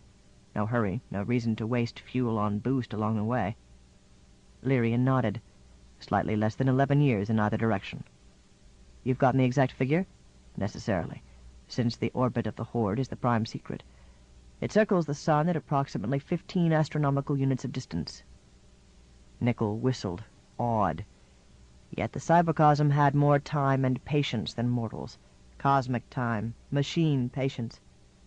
After a moment he ventured, I'd assume the ship is armed, too. Yes, against meteoroids. A serious impact is unlikely, but not impossible. The sole hazard foreseeable. Lyrian chuckled, a low purring sound, hitherto. We cannot simply match velocities and lay alongside. I suppose not. Anything whatsoever that comes too close, or appears that it might, is to be destroyed, stone or ship. Nickel nodded. Yes, that does come back to me. Among the things he heard as a child, a part of his education, but an incidental part, casually mentioned and presently forgotten. Nobody has ever happened by like that, have they? Nay. Secrecy and immensity have been sufficient shields, until now, when we come with the knowledge to nullify them. You must have gotten highly detailed information. We did, through Hench. It includes the limitations of detectors and defenses. They are powerful, the voice rang, but not unconquerable by those who have the skill and bravery. Nickel waited. We can pass by at a distance of several thousand kilometers, on a trajectory that will bring us no closer, without exciting alarm. Lyrian continued after a few seconds. Such has been allowed for, as being bound to happen once or twice by chance in the course of centuries. But we will fire an energy beam to take out the ship's communications antenna. Suddenly it will be mute. It cannot tell its plight to the cybercosm. And therefore no high-acceleration, sophotectic warcraft would set forth to retrieve and avenge, Nickel thought. The defenses will remain, Lyrian said, but they are intended for use against meteoroids, which have computable collision orbits. Yes, they can be turned on a spaceship that approaches too nigh. However, a small object moving at high and unpredictable varying accelerations, it should evade them. The hair stood up over Nickel's body. Ah, he whispered, this is why you need me. Correct. You, with the adaptability of a conscious mind and the gravity tolerance of a Terran, can endure those stresses and arrive fit for action. Despite all common sense and conscience, a thrill shot through Nickel. Challenge, risk, assertion of manhood against the machines. Once on the hull, you will take over the command turret. Lyrian spoke almost dispassionately. Thereafter, the ship is ours. I will bring in Verdea and use her to start it toward Proserpina. Logic nudged Nickel. Wait, he protested. Doesn't it make regular calls to Earth, verifying its position and that all's well? That's what I'd program. Indeed it does. We have a dummy ready to put in the Hohmann orbit, little more than a transmitter, which will give the proper signals at the proper intervals. Meanwhile, the ship itself will come to Proserpina, years before it is due at the Treasury. Coldness waxed in Nickel. What about the reaction when they realize? When the Terra Mind does? The answer was stark. We will be prepared, but I do not expect the Federation to send a punitive expedition or missile barrage. Across yon reaches of space it would be futile. And the Terra Mind was above anything so human as anger, Nickel thought. Its long-range counter-move, who among mortals had the brain to imagine what that might be? And yet, when the Proserpians had gained this power, had crossed the energy threshold beyond which they would be free to grow without bounds, they would themselves be the unforeseeable factor, the randomness and chaos that could perhaps thwart every profound calculation. Maybe. Maybe. Most likely no human alive had enough lifespan left to witness the outcome. In the day cycles ahead we have much to do, making ready, Lyrian said. The instruments and weapons we carry must be taken out and emplaced. Likewise the docking module, whereby our prize is to be diverted. These tasks will require your strength and ability, Pilot Nickel. Moreover, you must learn your role, rehearse it, against every contingency, over and over. Yeah, you will be a-busied. You will earn your pay. Nickel tried to muster the resolution, for he knew not what. Come, said Lyrian in a milder tone. Let me give you a preliminary look at the gear. They proceeded to the first hold. Its entry hatch lay inside a steel cylinder. Lyrian took a 3-centimeter disc from his belt pouch and applied it to the door. Nickel recognized it as an electronic key. Doubtless the lock responded to nothing else. The door slid open. Lyrian saw him observing and remarked, "This controls the locks to every compartment aboard. A precaution against possible visitors, while Verdea was in lunar orbit. Naturally, now most can be left unguarded." He grinned. "Should you wish privacy in any cabin, a simple closing off will serve." The uppermost level held ordinary supplies and equipment. On the next deck down, the tour became very thorough, so much so that when they passed by a storage cabinet, Nickel asked, "What's in there?" Lyrian's response was unexpectedly sharp, not of concern. A quick, mutinous impulse made Nickel say, "Really? I thought I was to learn everything." "Not altogether. It is of no concern to you, I say. Come along." Lyrian lengthened his stride. Nickel obeyed. His guide kept him too busy to dwell on the matter. Nevertheless, wonderment lingered. What did the cabinet hide? Hand weapons, he suspected, for just-in-case use. For instance, if he should become troublesome. Chapter 9. Time and the ship passed onward through space. Nickel's waking hours went almost entirely to preparing himself. Sometimes, though, nature demanded he take a few of them off. He lay with Falaire in her cabin. Like the others, it held little more than bed, washstand, closet, and computer terminal. However, she had activated the bulkheads. The moving, three-dimensional illusion of a forest that never was enclosed her and him. Trees rose out of night into a dappling, silvering radiance of clustered stars, and a huge moon ringed with faceted diamonds. Feather fronds soughed to a breeze whose warmth bore odors like spice. The hueless light frosted her hair and limned her breasts above sliding shadows. They had propped themselves up on pillows and been a while silent. Nickel stared into the dark. "Again you are troubled," Falaire said at last. "You should not be, so soon after making love." Her tone and look were neither affronted nor scornful, as he might have expected of a Lunarian. They seemed half compassionate. "I'm sorry," he answered. I started thinking. "You are ever thinking, eh?" He shrugged. "Bad habit." "Where went your thoughts this now?" "Oh, never mind." "But I care, Jessie." She laid her arm beneath his. "Tell me." He doubted that she was quite sincere. How could she be? They were of two different species, and the fact that they could never bring a child into being meant less than the unlikeness of their psyches. At best, he believed, she was mildly fond of him. Of course, that meant he could hope to get his pay in money, not a bullet or a knife thrust. Bitterness broke through. The usual, what else? "That you slew Seant. It plagues you yet?" Speech became difficult. He found he was trying to say what he had been unable to, and had no chance to, before. "I can't honestly be sorry he's dead." Falair laughed low and stroked his cheek. "But to know I'm a murderer, that's like a... Groping, he seized on an archaic symbol. "A cancer in me." "I've told you over and over you were overwrought, and then he overstressed you." "Who else will in the future?" "Be like no one. You're intelligent. You learn your lessons. Besides, wealth should prove an excellent buffer against irritations." "Will it? Are you sure? What can I do with it?" "Whatever you choose that your Terran law allows, and I admit it is tolerant." He could not help himself. He must turn his face to hers and demand, "Then why are you fleeing from it? What drives your Skane Croy?" He felt her stiffen. "Well, you know," she replied curtly. "I said Terran law. It is not for my race." Nickel wondered why he so often wondered what her Lunarians wanted, and what it might in the course of centuries mean to his kind. Well, why not put the question? "All right. You're rebelling against the Equilibrium Society, but what would you make in its place for yourselves? What's calling you to Proserpina, Falair? To be forever lost to him, as he might lose a splendid sickness?" "I know not," she said. "There lies the greatness of it." "But it can't just be chaos," he protested.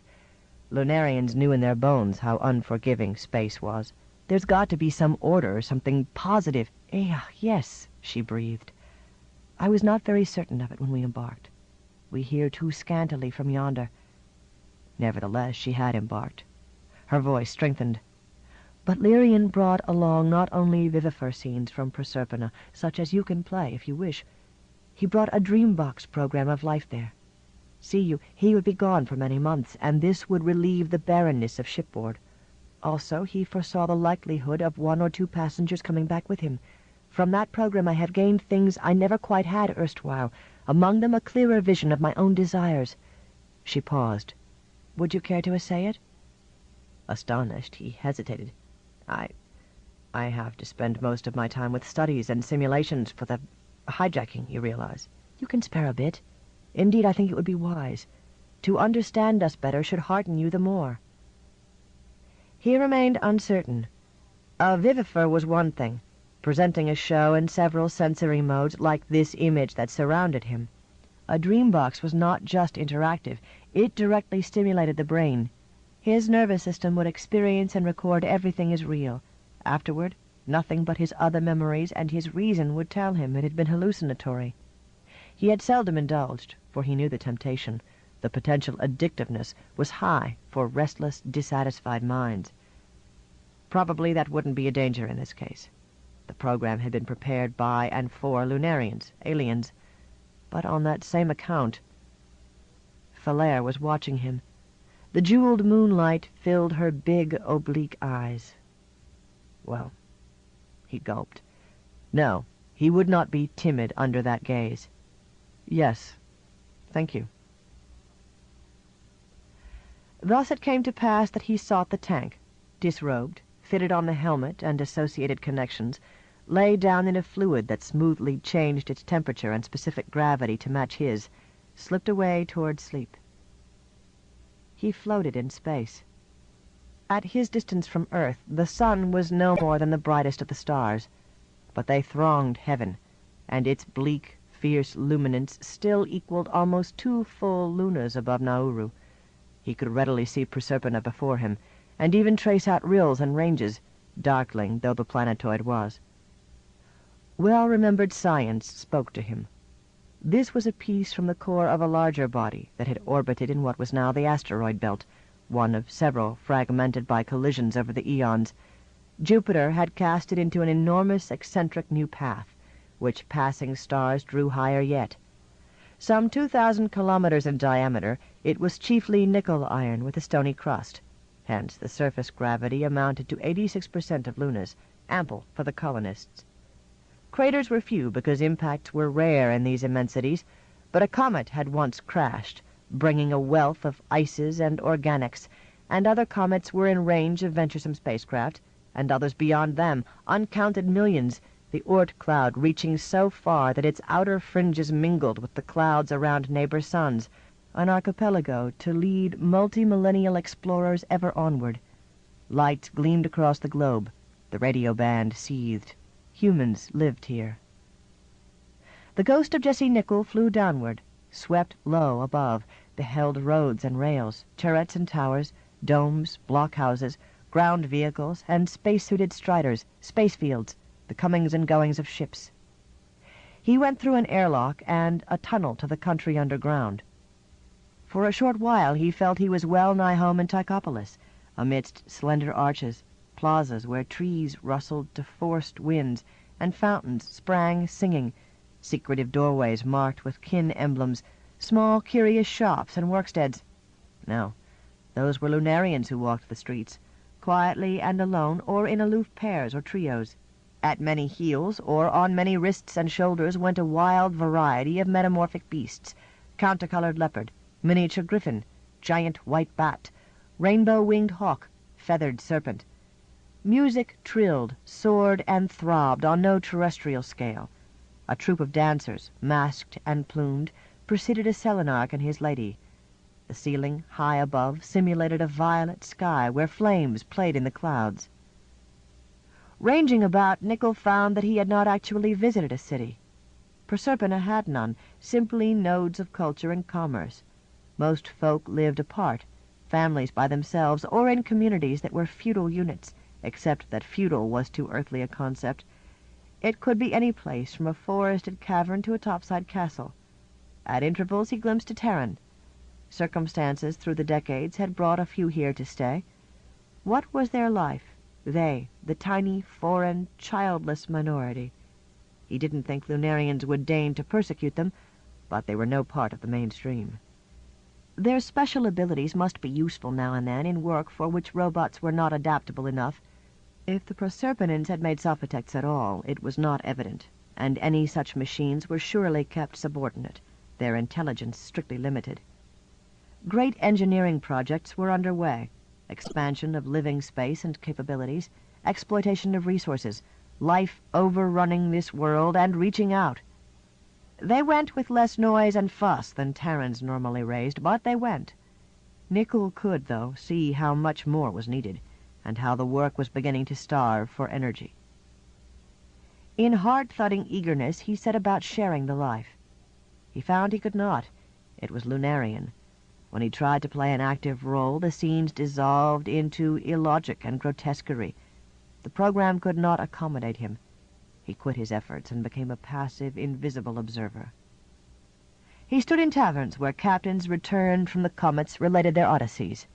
It was more than a quest for raw materials. It was shrewdness in the search and boldness in the seizing.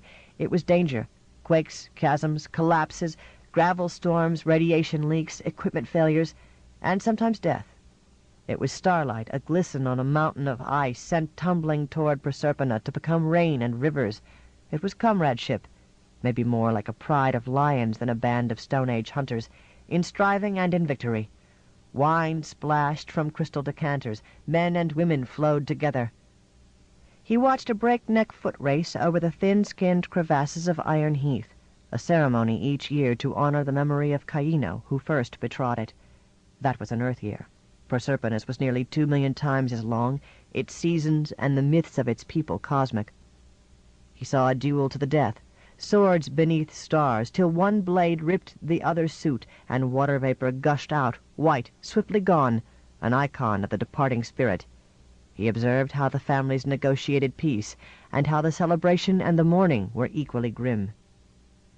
He attended a drama that was half a soaring ballet, and did not understand the conventions, but sensed incandescent emotion. Nor did he understand what the woodcarver who sat on a mossy bank under a glass cliff was shaping, but somehow the curves and lines of it spoke to him. He heard songs. After he left the dream box, for the rest of that day cycle, everything around him seemed unreal, a parade of flat puppets. Only a night watch in which he drugged himself to sleep restored him to what he supposed was sanity.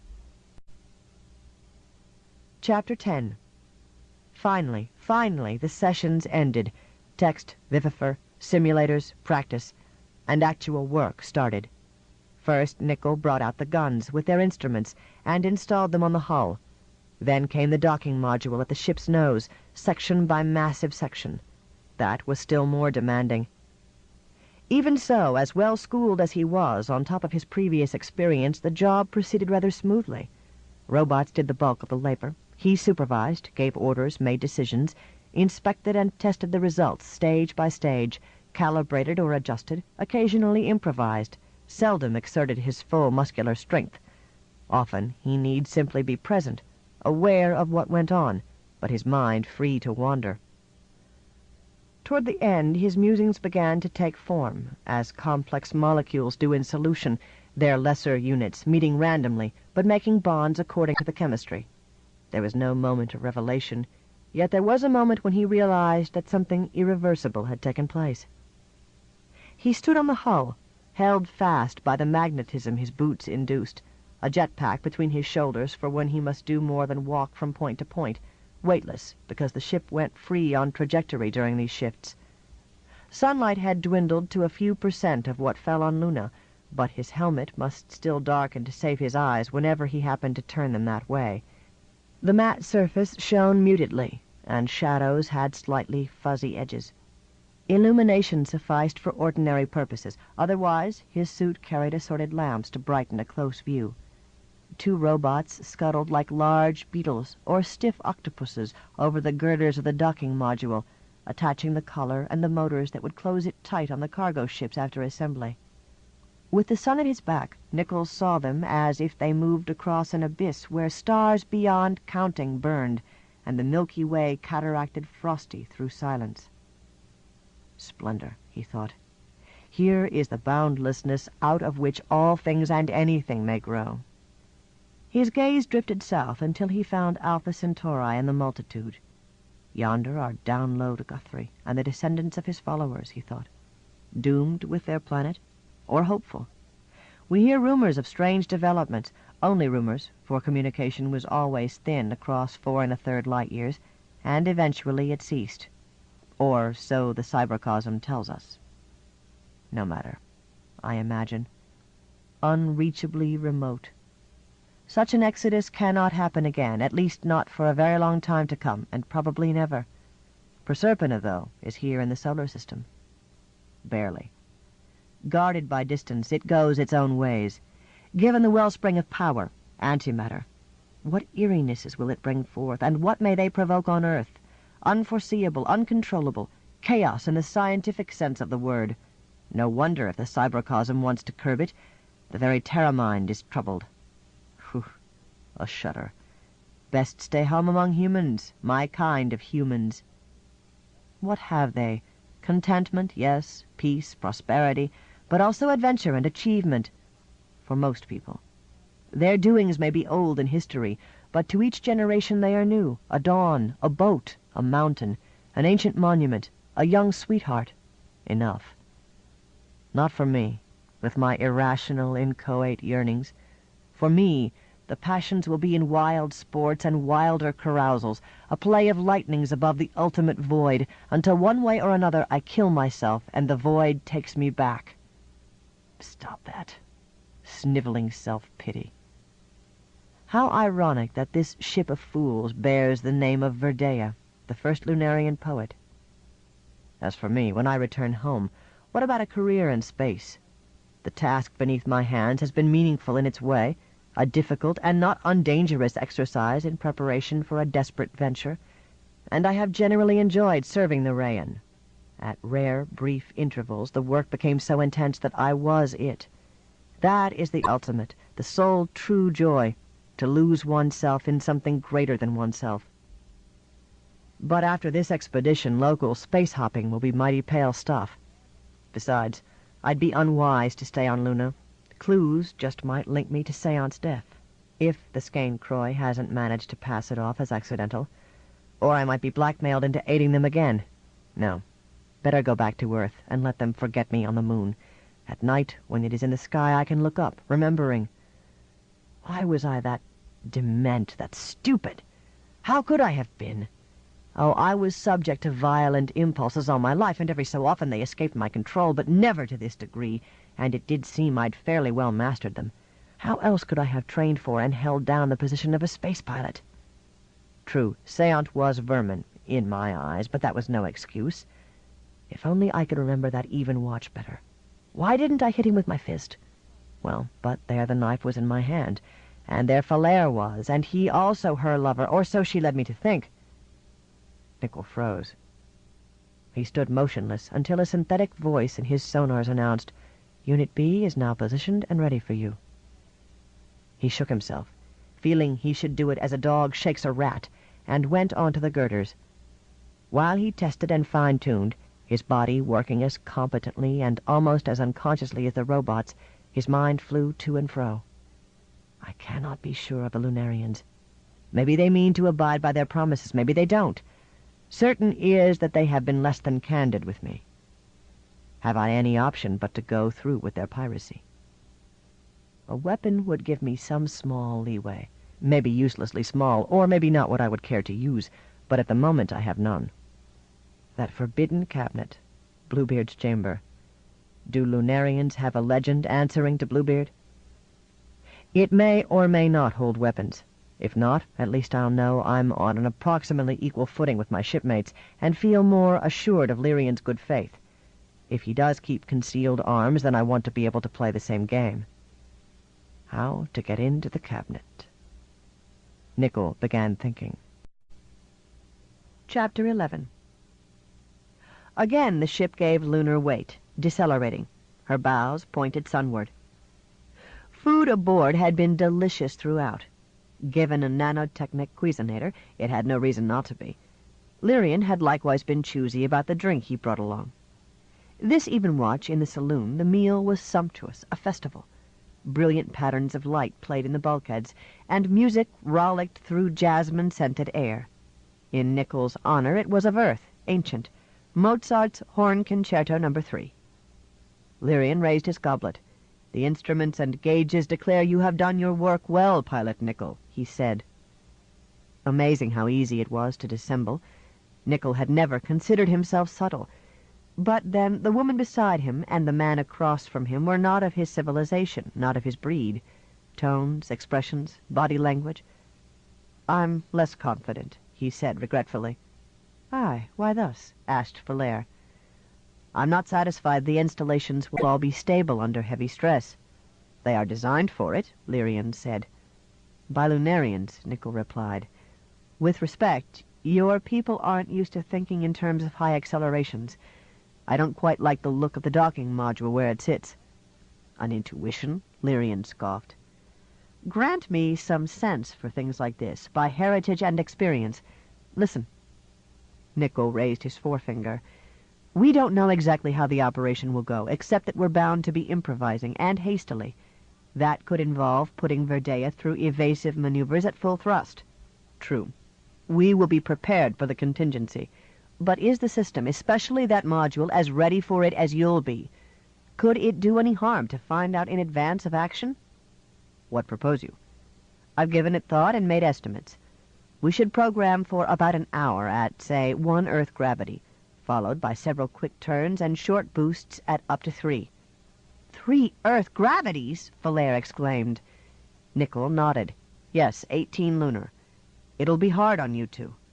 But properly medicated, cushioned, harnessed, etc., you can take it without any real damage and soon recover." Lyrian frowned. "Shall we add that much time, including the revectoring afterward before contact? It will be costly of fuel, too. "Admittedly. But we'll need the extra time anyway if it turns out more work is required." "And if it does not?" Falair demanded softly. "Then you'll have had your discomfort, even some pain, and the delay and all the rest, but not for nothing. We Terrans would call it insurance." They knew that concept, though in their society it was minor. Lyrian pondered. With the abrupt decisiveness of his race, so be it. Falair caught Nicholl's arm. "Truly you are one of us, Jessie," she breathed. When he glanced at her, her eyes gave promises. He suppressed a twinge of conscience. After all, he was not planning to betray her, only to make as sure as he could that she would not betray him. "Let me explain specifically what I have in mind," he said. Chapter 12. As he expected, the tests showed everything to be in good order. As he also expected, they left the Lunarians exhausted, hurting, and in need of much heavy sleep. He was somewhat tired and sore himself, but thrummingly alert. Low weight and silence enclosed him. Cat-soft, his footsteps nonetheless seemed to racket in the passageways. "Ease off," he thought. "Relax, or you'll be so clumsy you'll wake him, and what then?" The door to Lyrian's cabin slid aside beneath his hand. He had not been there before. Bulkhead set to a uniform winter-cold gray. It might have been the cell of a medieval monk. Nicholl felt surprised, or maybe he didn't. The man lay stretched naked under a sheet, motionless save for the slow, deep breath. Grimness and mirth alike gone, he looked simply old. Compassion passed briefly through Nicholl. No time for that. But he dared not be hasty either, lest he make a clatter that would arouse. He found the belt he sought, on a tunic in the closet, and drew the key from the pouch. Gripping it needlessly hard, he stole out. Down the companionways, to the cylinder at the hold entry.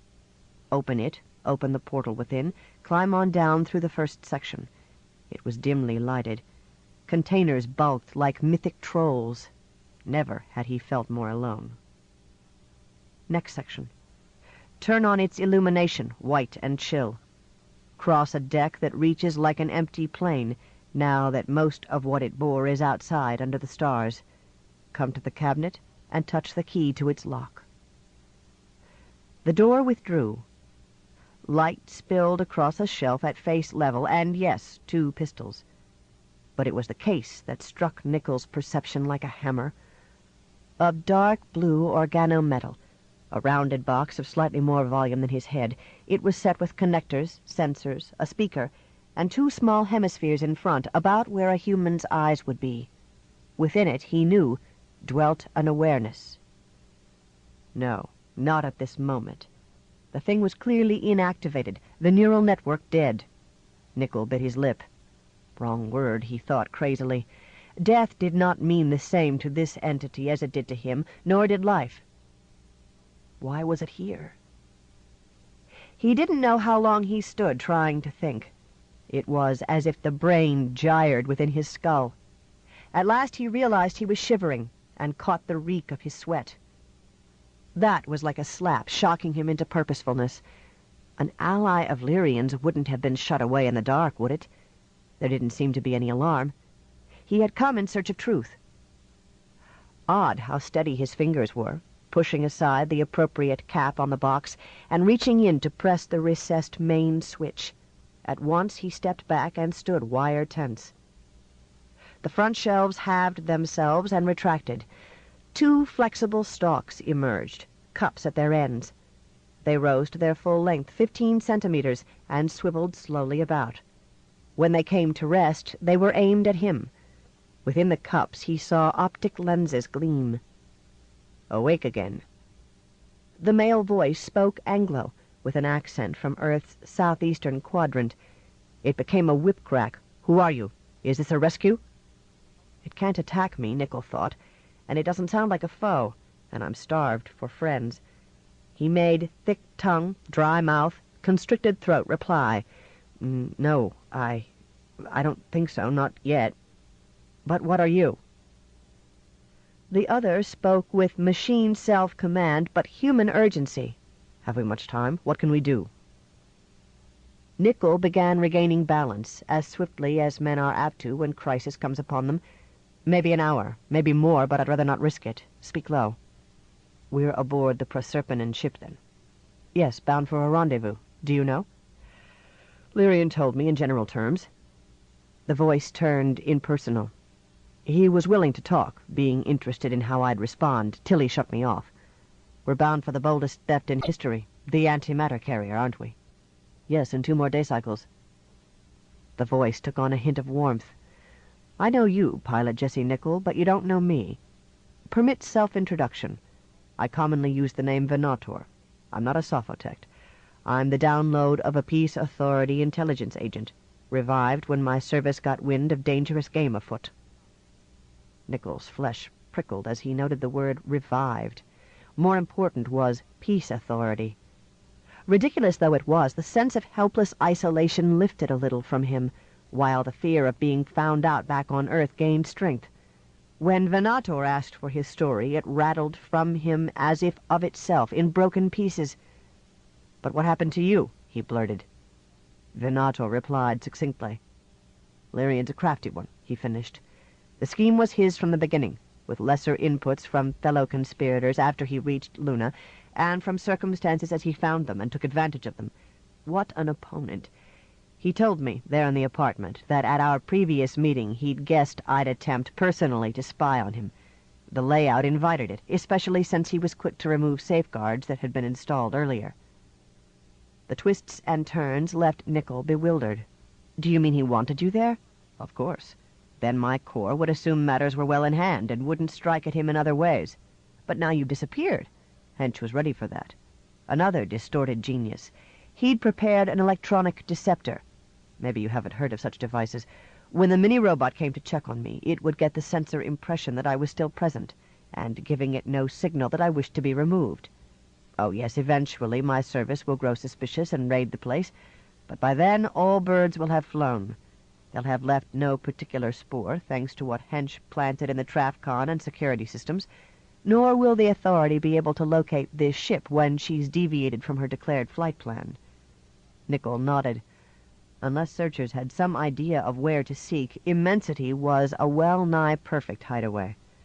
All they'll know or surmise is that Lyrian completed whatever mischief he intended on Luna, or failed in it, and departed, presumably having discovered me and taken me along for interrogation and a hostage, which in fact are his reasons, and they'll suppose that's why he's taking a roundabout way home.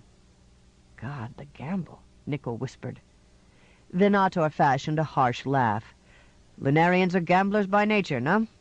And this game of theirs was cannily planned and played. Also with you, my friend. Nickel's throat tightened anew. I've wondered... Have you wondered enough? Venator snapped. Do you understand what Falaire's part in it must have been? Sickness welled up. Falaire? She was brought into the plot by those persons Lyrian contacted through quantum encryption while he was still en route. Her assignment was to find a Terran space pilot who could be recruited or entrapped. I rather imagine the exact procedure was her idea, too, when she'd gotten to know you. The execution of it certainly was. Another formidable brain. What do you mean? You did not murder that obnoxious Seant. Through thunders, Nickel heard the explanation.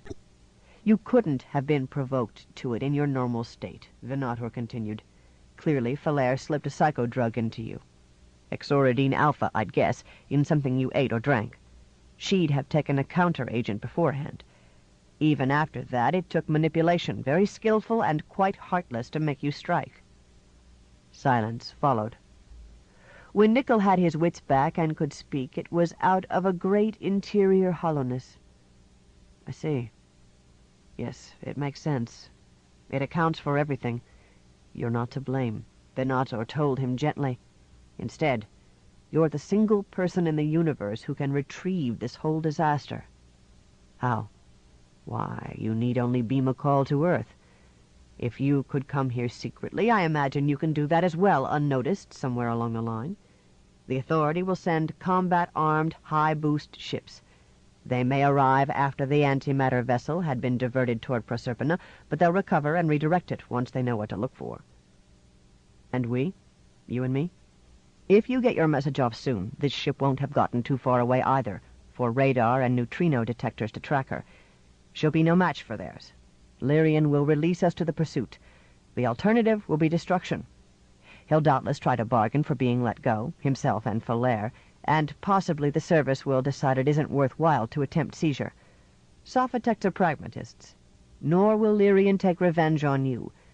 Besides, your exchange value, well, Lunarians may be cruel, but they aren't senselessly vindictive. No, Nickel mumbled. Sometimes they're actually idealist. Venator's voice sharpened. Study some history, and you'll see how much wreckage, misery, and death was due to idealists. Earth is well rid of their sort. Impulse grabbed Nickel, like his life and free will asserting themselves. But why do you serve, Venator? Isn't that for your cause, your ideal? You could say I serve the cause that logic and experience show is the cause of peace and decency. The tone softened. But, oh, perhaps I owe you a bit of confession. I have been an avatar of the Terra Mind. I hope to go back to its oneness. Then I, this little spark of existence that is I, will belong again to that which truly understands. Nickel stood hushed for a spell, as is seemly in the presence of a faith transcending the world. "I see," he murmured.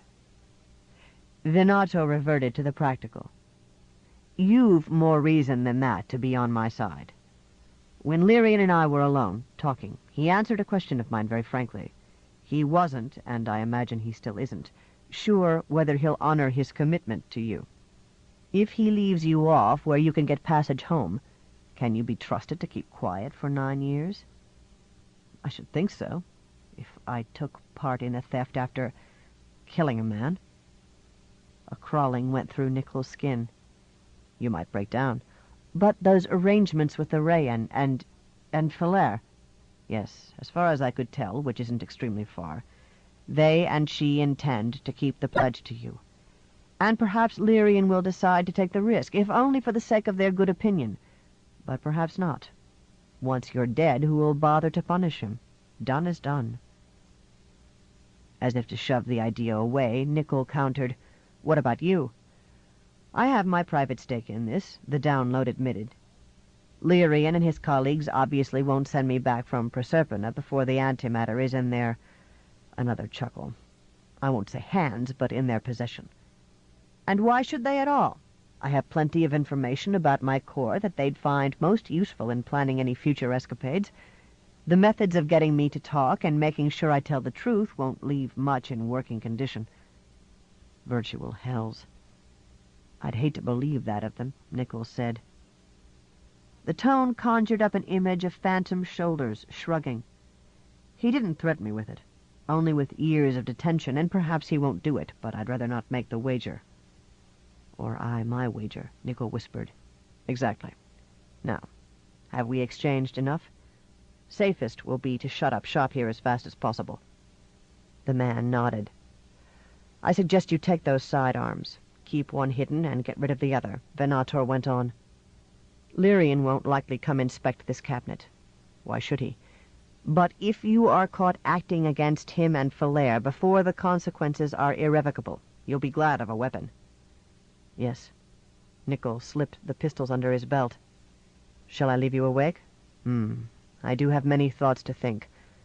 But you don't know when you'll be back, do you? Best not." Could sensory deprivation drive a download too mad? "All right." Nickel reached for the switch. "Good hunting," Venator said. Nickel deactivated him, then closed and locked the door. In like fashion, he covered his traces throughout the return to Lyrian's quarters. The Lunarian still lay blind with sleep. Nickel put the key back and went on to his own place. There he could let go and tremble. Not for too long, though. He must pull his nerves together, consider and comprehend what had happened, and plan what to do. Odd how quickly he arrived at his decision. Chapter 13. Across 2,000 kilometers, to unaided vision, the carrier was no more than a star, lost in the cold horde. It had ceased to move among them. Verdea fell free on trajectory, paralleling its course at practically the same velocity. The sun still dominated these skies, a tiny blaze you dared not look near without protection, but its radiance had shrunk to less than 2% of what Earth and Luna knew. Some 2 years into its journey, the carrier had left the orbit of Jupiter behind it. Speed had dwindled away, though, on that long climb. Almost 9 more years remained to its destination beyond Saturn. If it ever got there, Nicholl thought. When he magnified with his optics, the ship swelled to a strange small moon, 100-meter spheroid, shining metallic, save for the shadows cast by the flanges that ribbed it like meridians. At the forward pole, a mast jutted from the dome of the command turret, crowned with sensory and communications antennae. Aft projected the cylindrical lattice that held, at its end, a fission power plant, together with a docking facility for the booster that had launched this vessel from Mercury orbit and the booster that was to bring it to harbor upon arrival. Equatorially between, a reinforcing spiderweb of struts braced 4 long spars sticking straight out, each terminating in a jet motor that could be swiveled around for orientation maneuvers. A thin metal skin sheened across the whole web, a radiating surface for the refrigerators inside the hull. When Nicholl magnified further, he saw how the flanges were not simply added radiators. To several of them clung the emplacements of energy projectors and nuclear-tipped missiles. Well, he had known that. He had studied the images Hensch stole from the secret database, and had rehearsed in simulation, so grindingly often, that now he went through his part like a machine. That was not necessarily a reassurance. His mind was too free to think about contingencies, and about what would come after, if he succeeded and survived. Lyrian's voice rustled in his ears. 3 minutes. Are you ready? I am, he answered. Fare fiercely, called Falaire. He had no reply to that. Instead, he ran mentally through a final review of his outfit. Spacesuited, he lay several meters from Verdea in his darter. He had found no better name to give the craft, designed and built for this one buccaneering. The Lunarian Katu wasn't really translatable. Harnessed full length to an acceleration couch that would turn to hold itself always beneath him, he kept hands on a control panel, though mostly it was the robotic systems that would perceive, compute, decide, and act faster than flesh ever could, and looked out through a grid of curved bars. Otherwise, his section was open to the sky. His helmet stuck into a larger one that, upon his orders, gave him whatever display, amplification, readout, or virtual reality he might want. A rack beside him held the tools and weapons he would need, unless he met some lethal surprise. Behind him stretched a 10-meter cylinder, motor, reaction mass, nozzles pointing along 3 axes to thrust him hard in any direction. The ensemble would have been ludicrous elsewhere. Here it was Hawk functional, until it had served its purpose. Then it was expendable, to be left adrift in the deeps. Not unlike him. He did not see the energy gun flash on Verdea, nor the light speed strike of the blade it unsheathed. He saw the mast on the carrier flare white-hot at one point, another, break into loose fragments. For a short while they sketched the thing they had been, until they began slowly tumbling apart, a ruck around the turret. The ship was stricken dumb. Go! 10 gravities slammed Nicholl backward. A red mist blurred his universe. Stepped-up oxygen flow stung his nostrils. The boost stopped. It was as if he had fallen off a cliff. A moment later it smote again, laterally. The swing around of his couch dizzied him, and again and again. He was zigzagging, randomly, though always with an inward-bound component, lest a lightning gun draw a bead on him. White slenderness appeared in his view field, enhanced image of a missile. Evasion snatched brutally. The thing passed by at a distance of kilometers. He called up a look at Verdea and saw the Proserpinin slide across the stars, jet aglow. The carrier's armament was only against meteoroids, controlled by robots programmed for nothing more tricky, but Lyrian and Falaire weren't taking chances. Whatever seemed to be converging on them, they would dodge while their own battery disabled it. A second missile shot by, hideously close. The blood drumming in Nicholl's head gave an illusion that he heard the whistle and thunder of its passage. Now the carrier was big before him. The couch faced him completely around as brake blast wakened. His heart sprang high, for he was closing in. He was under the defenses and safe from them. Deceleration ended. He was in free fall. The couch pivoted him back through a half circle. Quick! Not to risk punching through the ship's hull to its terrible cargo, the darter would miss it by 50 meters and fly away on trajectory, inert. He touched the control that undid his harness and the control that swung back the grid. A third gesture unsecured the rack of gear. He clutched it in both arms and pushed with his feet. For a minute, the Cosmos cartwheeled. He let the rack go while he operated his jetpack. Stabilized, he recovered the object and with vast caution moved toward the vessel.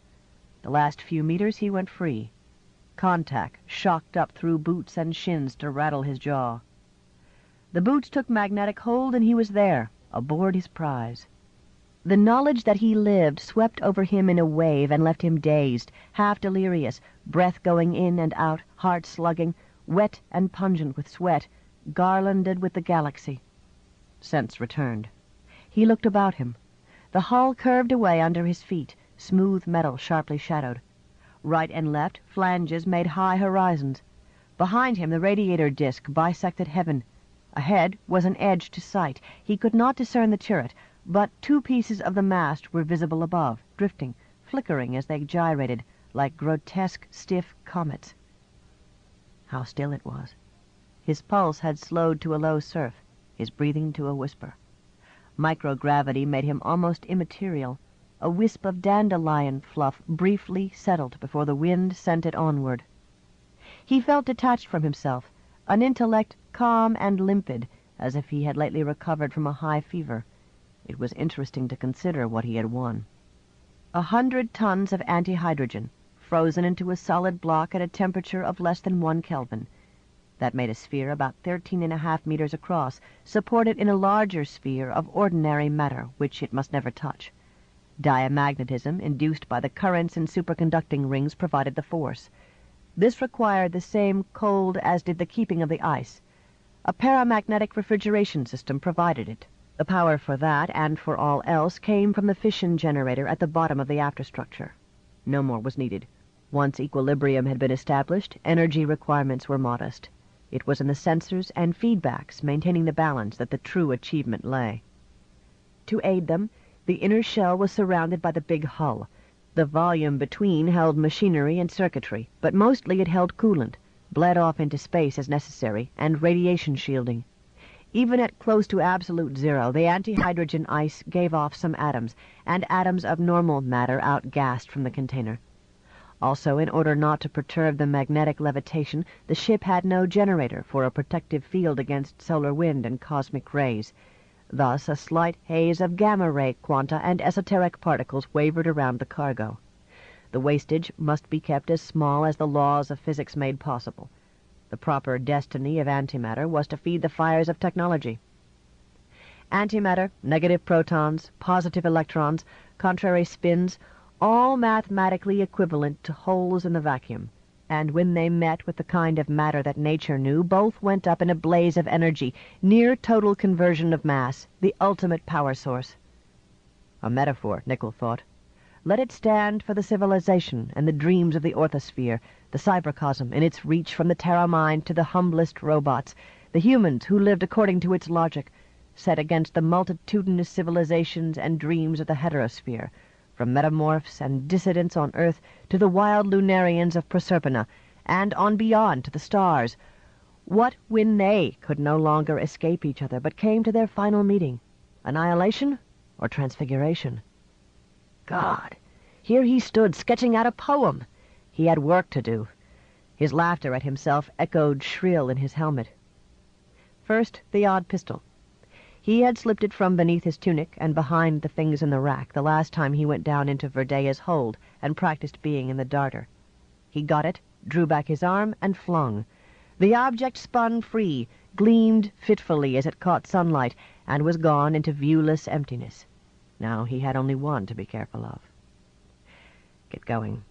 Raise a foot, a single foot, breaking it loose from its grip with a minor effort.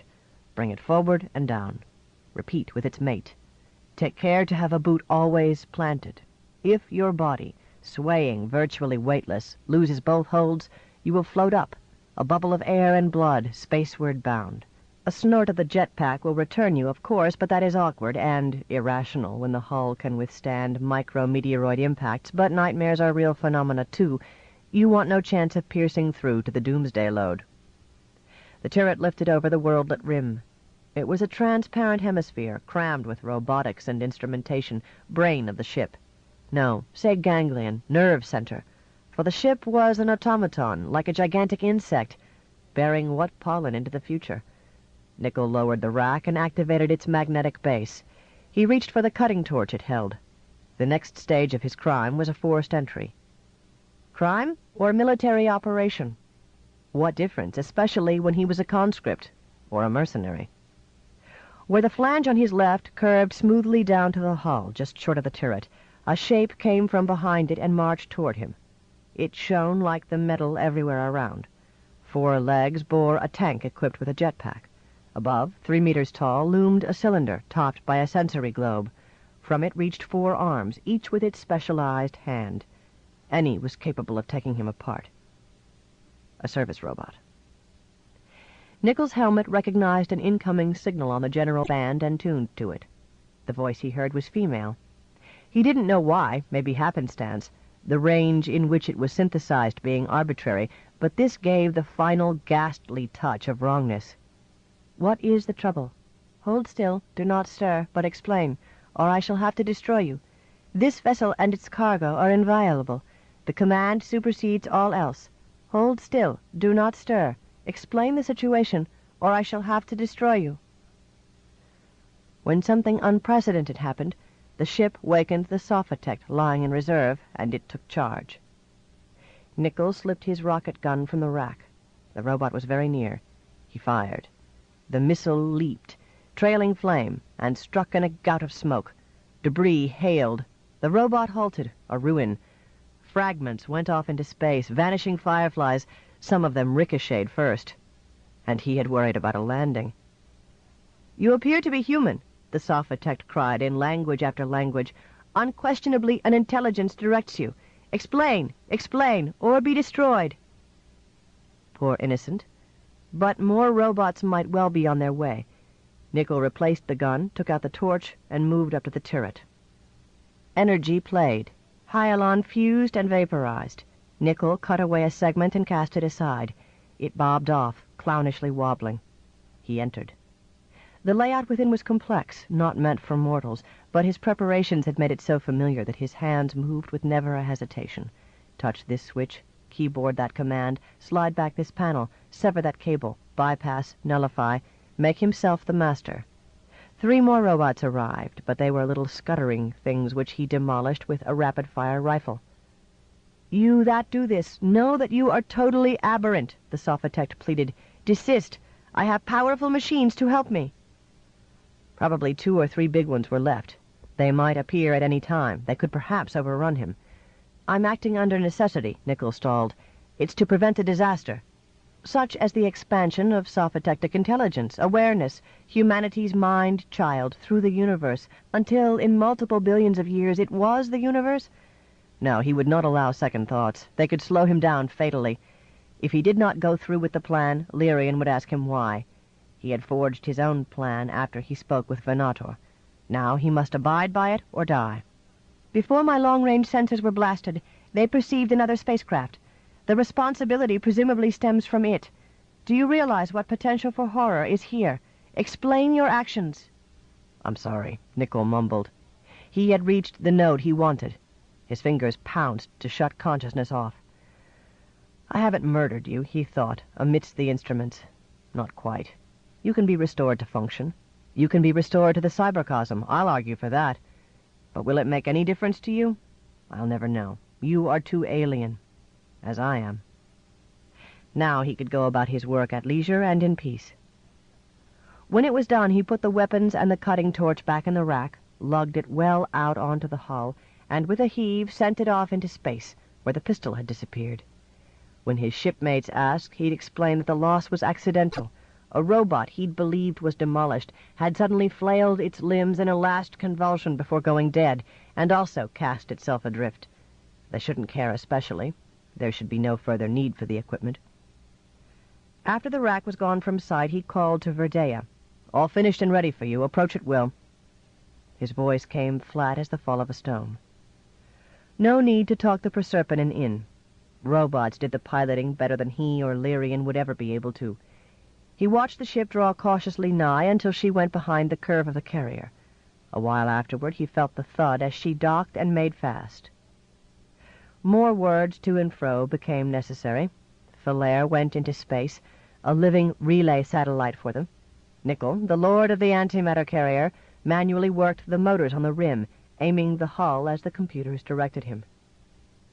The proper direction that they calculated for was 2 hours hence. At that point, Verdea would commence thrust, forcing her captive onto a new and swifter trajectory. Given so much mass, as well as the need for care, acceleration would be low. However, at the end of about 80 hours she could detach. The treasure ship would be bound for her home port, making orbit fall 5 years hence. Meanwhile, Nickel had ample time to rejoin her. The keenness of battle had eroded from him and left the dullness of total exhaustion. 80 hours? Let him sleep and sleep. Wake to go to the sanator, and maybe eat and drink a bit, then sleep some more. His tomorrow could wait until he was ready to cope with it. He left the turret, pushed off, and jetted into the open, where stars reached everywhere around him. Chapter 14. Weight that was low for Lunarians felt more ghostly to an earthling than no weight at all. It brought a peculiar dispassion upon Nickel, as if a part of him stood aside and watched the doings of strangers. But he was not truly calm. Beneath the rationality that observed, judged, and calculated, there crouched an animal ready to spring. Every sense whetted, he saw the shifting colors in the saloon bulkheads, heard the sibilance of his feet on the deck, scented a pine odor and slight chill in the air, with renewed knife-edge sharpness. The hour was on hand that would settle whether he lived or died, and how. Lyrian, who had called this meeting, waited with Falair. His arms were folded, his features unreadable, and he had dressed in plain gray. She contrasted, a low-cut dark red gown clinging to her, hair loose over the bare white shoulders. They had not seated themselves. Nickel took stance across the table from them. "Well beheld," he greeted in their language. "Are you rested and refreshed?" Falair asked. "Yes," he replied truthfully, if perhaps misleadingly. "Good," Lyrian said. "The time is nigh, Pilot Nickel, when Verdea would disengage and accelerate, either for Juno or Proserpina." "What is your decision?" Falair inquired. Her eyes never left him. They seemed elfishly big and luminous. Though Nickel had no wish to temporize, he judged it was best to get the matter spelled out. "What would you have me do?" "Have I not said it enough?" "Not often, because Lunarians did not entreat, but more than once. I'd have you come with us to our world and abide." Lyrian nodded. "It need not be a lonely life," Falair urged. Her idea of loneliness was not his.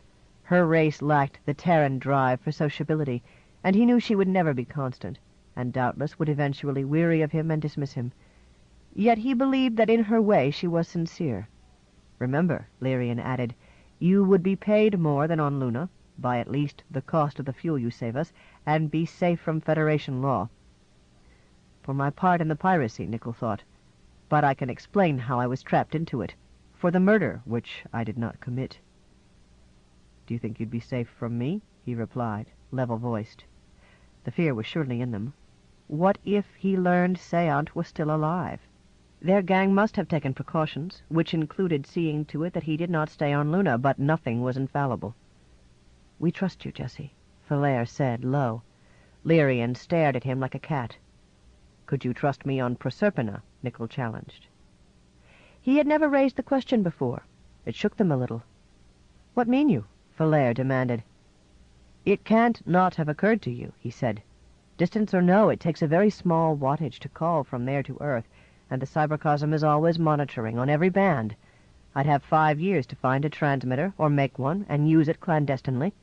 "Jessie, nay, why would you?" "To reinstate myself in my civilization, if I found I can't stand yours. Or for revenge." She shivered. "Revenge?" His grin twisted upward. "Therefore, whichever way I go, from your viewpoint, I'm preferably dead." She half reached toward him. "That you would think that of—" Her glance went across Lirian, who stood masked with silence. "Of me."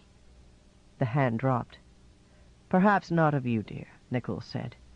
To her companion, briskly, "Lirian, you're right. We're due for a serious talk." He reached under his tunic and drew out the pistol he had kept. "Please go below and bring Venator to our conference."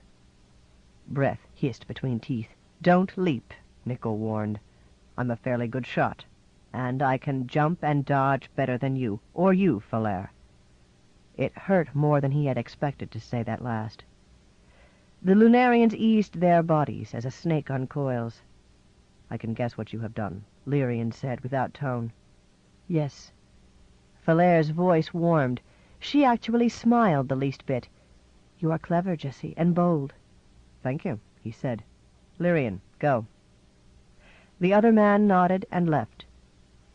Falair softened further. He knew well what steel was beneath. "Are you death angry with us?" she asked. Nichols shook his head. "No, it's been like an ancient war. Honorable enemies, insofar as honor was ever possible in war. A magnificent foeman, you. I had not imagined." Did he hear lust? Did she mean it? Did she know whether she did? "We have not harmed your Federation," she continued. "Should it desire more antimatter, there the plant is on Mercury. Another transport is easily built. Nor have we harmed you. Have we truly? Whether on Earth or on Proserpina, you shall be rich. You shall have the means to live however you will." "I'd like to make sure of that." "Jessie, if you call Earth, if you dash from our lips this cup we have so sorely won, The sound keened almost inaudibly. She did not weep, she did not plead. They poised, mute, gazing at one another, until Lirian returned. He carried Venator, already activated, and set the case down on the table before he took his place again by Falair. "Stay forth, Pilot Nichol," he snapped. Eye stalks swung about from person to person. "Would you please fill me in?" the download requested. Falair's look suggested she would like to fill him with concentrated sulfuric acid. "The situation is obvious," Nichols said. "We've carried out the hijacking. We'll soon finish reorbiting the carrier." "I see. Evidently you never got safe access to communications. Surprising." The synthetic tones quickened. "But now you're in charge. Good man. Oh, excellent. I can promise you won't be penalized. On the contrary." "What will you do?" Falair asked. "Lock you two away, contact Earth, and wait for the authority," Venator answered. "What else?" Falair and Lirian considered Nichol, who stood motionless behind his weapon. "In truth?" she murmured after a while. "I'm sorry," Nichol said to Venator. "No." Jubilation flashed over Falair. She curbed it and stayed watchful. "Ah," Lirian sighed. "You realize I can't trust you," Nichol told them, "after everything you've done and everything that's at stake. And from time to time I'll have to sleep." "Your danger from us depends on what your aim is," Falair said. "Not quite. Also, I'm putting an added price on my services, Venator." "Why?" asked the download and the woman together. Eye stalks turned to meet eyes. His brief laughter barked, hers trilled. "I don't want him tortured, mutilated, dissected, scrapped, or kept forever from his oneness," Nichols said. "No, I couldn't live with that." Lirian fingers shrugged.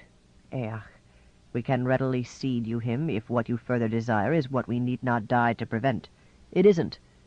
I do want to go to Proserpina with you, and live among you, your people." Falair's cry of joy quivered for an instant. "But you can't be sure of that, can you?" Nichol went on, largely to Lirian. "I might change my mind, on this voyage or in the years to come, and so I, in my turn, can't be sure of you." "Unless you have an ally," Venator put in. Nichol nodded. "Correct. You. Leagued with a criminal, a traitor. Set those judgments aside. Think. Oh, I can do both. I see your strategy. If we stay together, standing watch and watch, it's not too likely we can be taken by surprise. In the end, when Proserpina has the antimatter secure beyond regaining, you'll arrange for my return to Earth.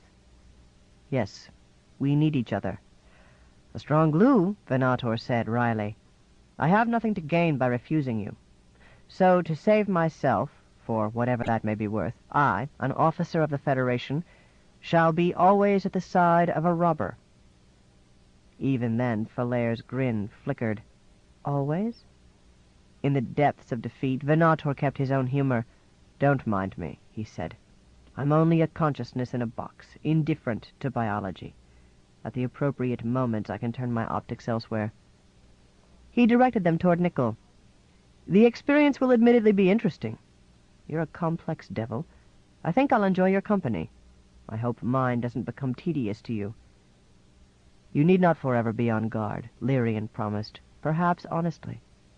If you have not summoned Earth by the time we reach Proserpina, belike you never will. I'll keep trying to persuade him, you know, Venator said. Don't bother, Nickel told the download. What reason will we have to attack you? Lyrian argued. Yes, I dare say trust will come, however slowly, Nickel said. May chance not too slowly, Falaire hinted. We'll see. For now, let's call this a truce. Nickel put the pistol in his belt, though he kept a hand near it. Venator addressed him. But I don't understand. I genuinely don't. Are you demented? Instead of a triumphant homecoming, justice done on this precious pair and their confederates, who deceived and used and all but broke you, or we could let them go if you insist, you choose to give them their plunder and risk assassination, following them to exile. Do you know what it's like where you're bound? You'll be more foreign than any man ever was at the uttermost ends of earth, and it's always night. Nickel bit his lip. I can't explain in so many words. Maybe as we get acquainted it'll become clear to you. Will you help me, see? Falaire asked most quietly. For I too am bewildered, Jessie. Lyrian looked expectant. Given an idea of the spacefarer's motive, he would know better what to await, and thus be less inclined to plan some treachery. But Nickel spoke wholly to the woman. Yours is a new world in a heroic age. Its bards are singing. I can hope to be one of them. You, a total outsider? Protested Venator. Yes, Nickel thought. He knew full well how alone he would be. Yet out of the pain he might win a meaning for his life. Homer sang of a bygone age, he said. Shakespeare treated of Cleopatra and Macbeth. Fitzgerald drew on Omar Khayyam. Kipling told about India. I don't even necessarily need human things. The inhuman may be what's mine. Stars, comets, hugeness, a universe that doesn't know or care, but simply and gloriously is. But humans are there. I realize it's crazy, and I can't explain. Venator spoke in sudden gentleness. However, I think now I understand. End of Harvest the Fire by Poul Anderson, read by Carol Jordan Stewart in the studios of the American Printing House for the Blind, Louisville, Kentucky, for the Library of Congress, November 1997. Published by Tom Doherty Associates, Incorporated, 175 Fifth Avenue, New York, New York, 10010. Further reproduction or distribution in other than a specialized format is prohibited. If you found any cassette in this book to be defective, please place a rubber band or piece of string around that cassette for identification. Place it in the container on top of the front stack of cassettes.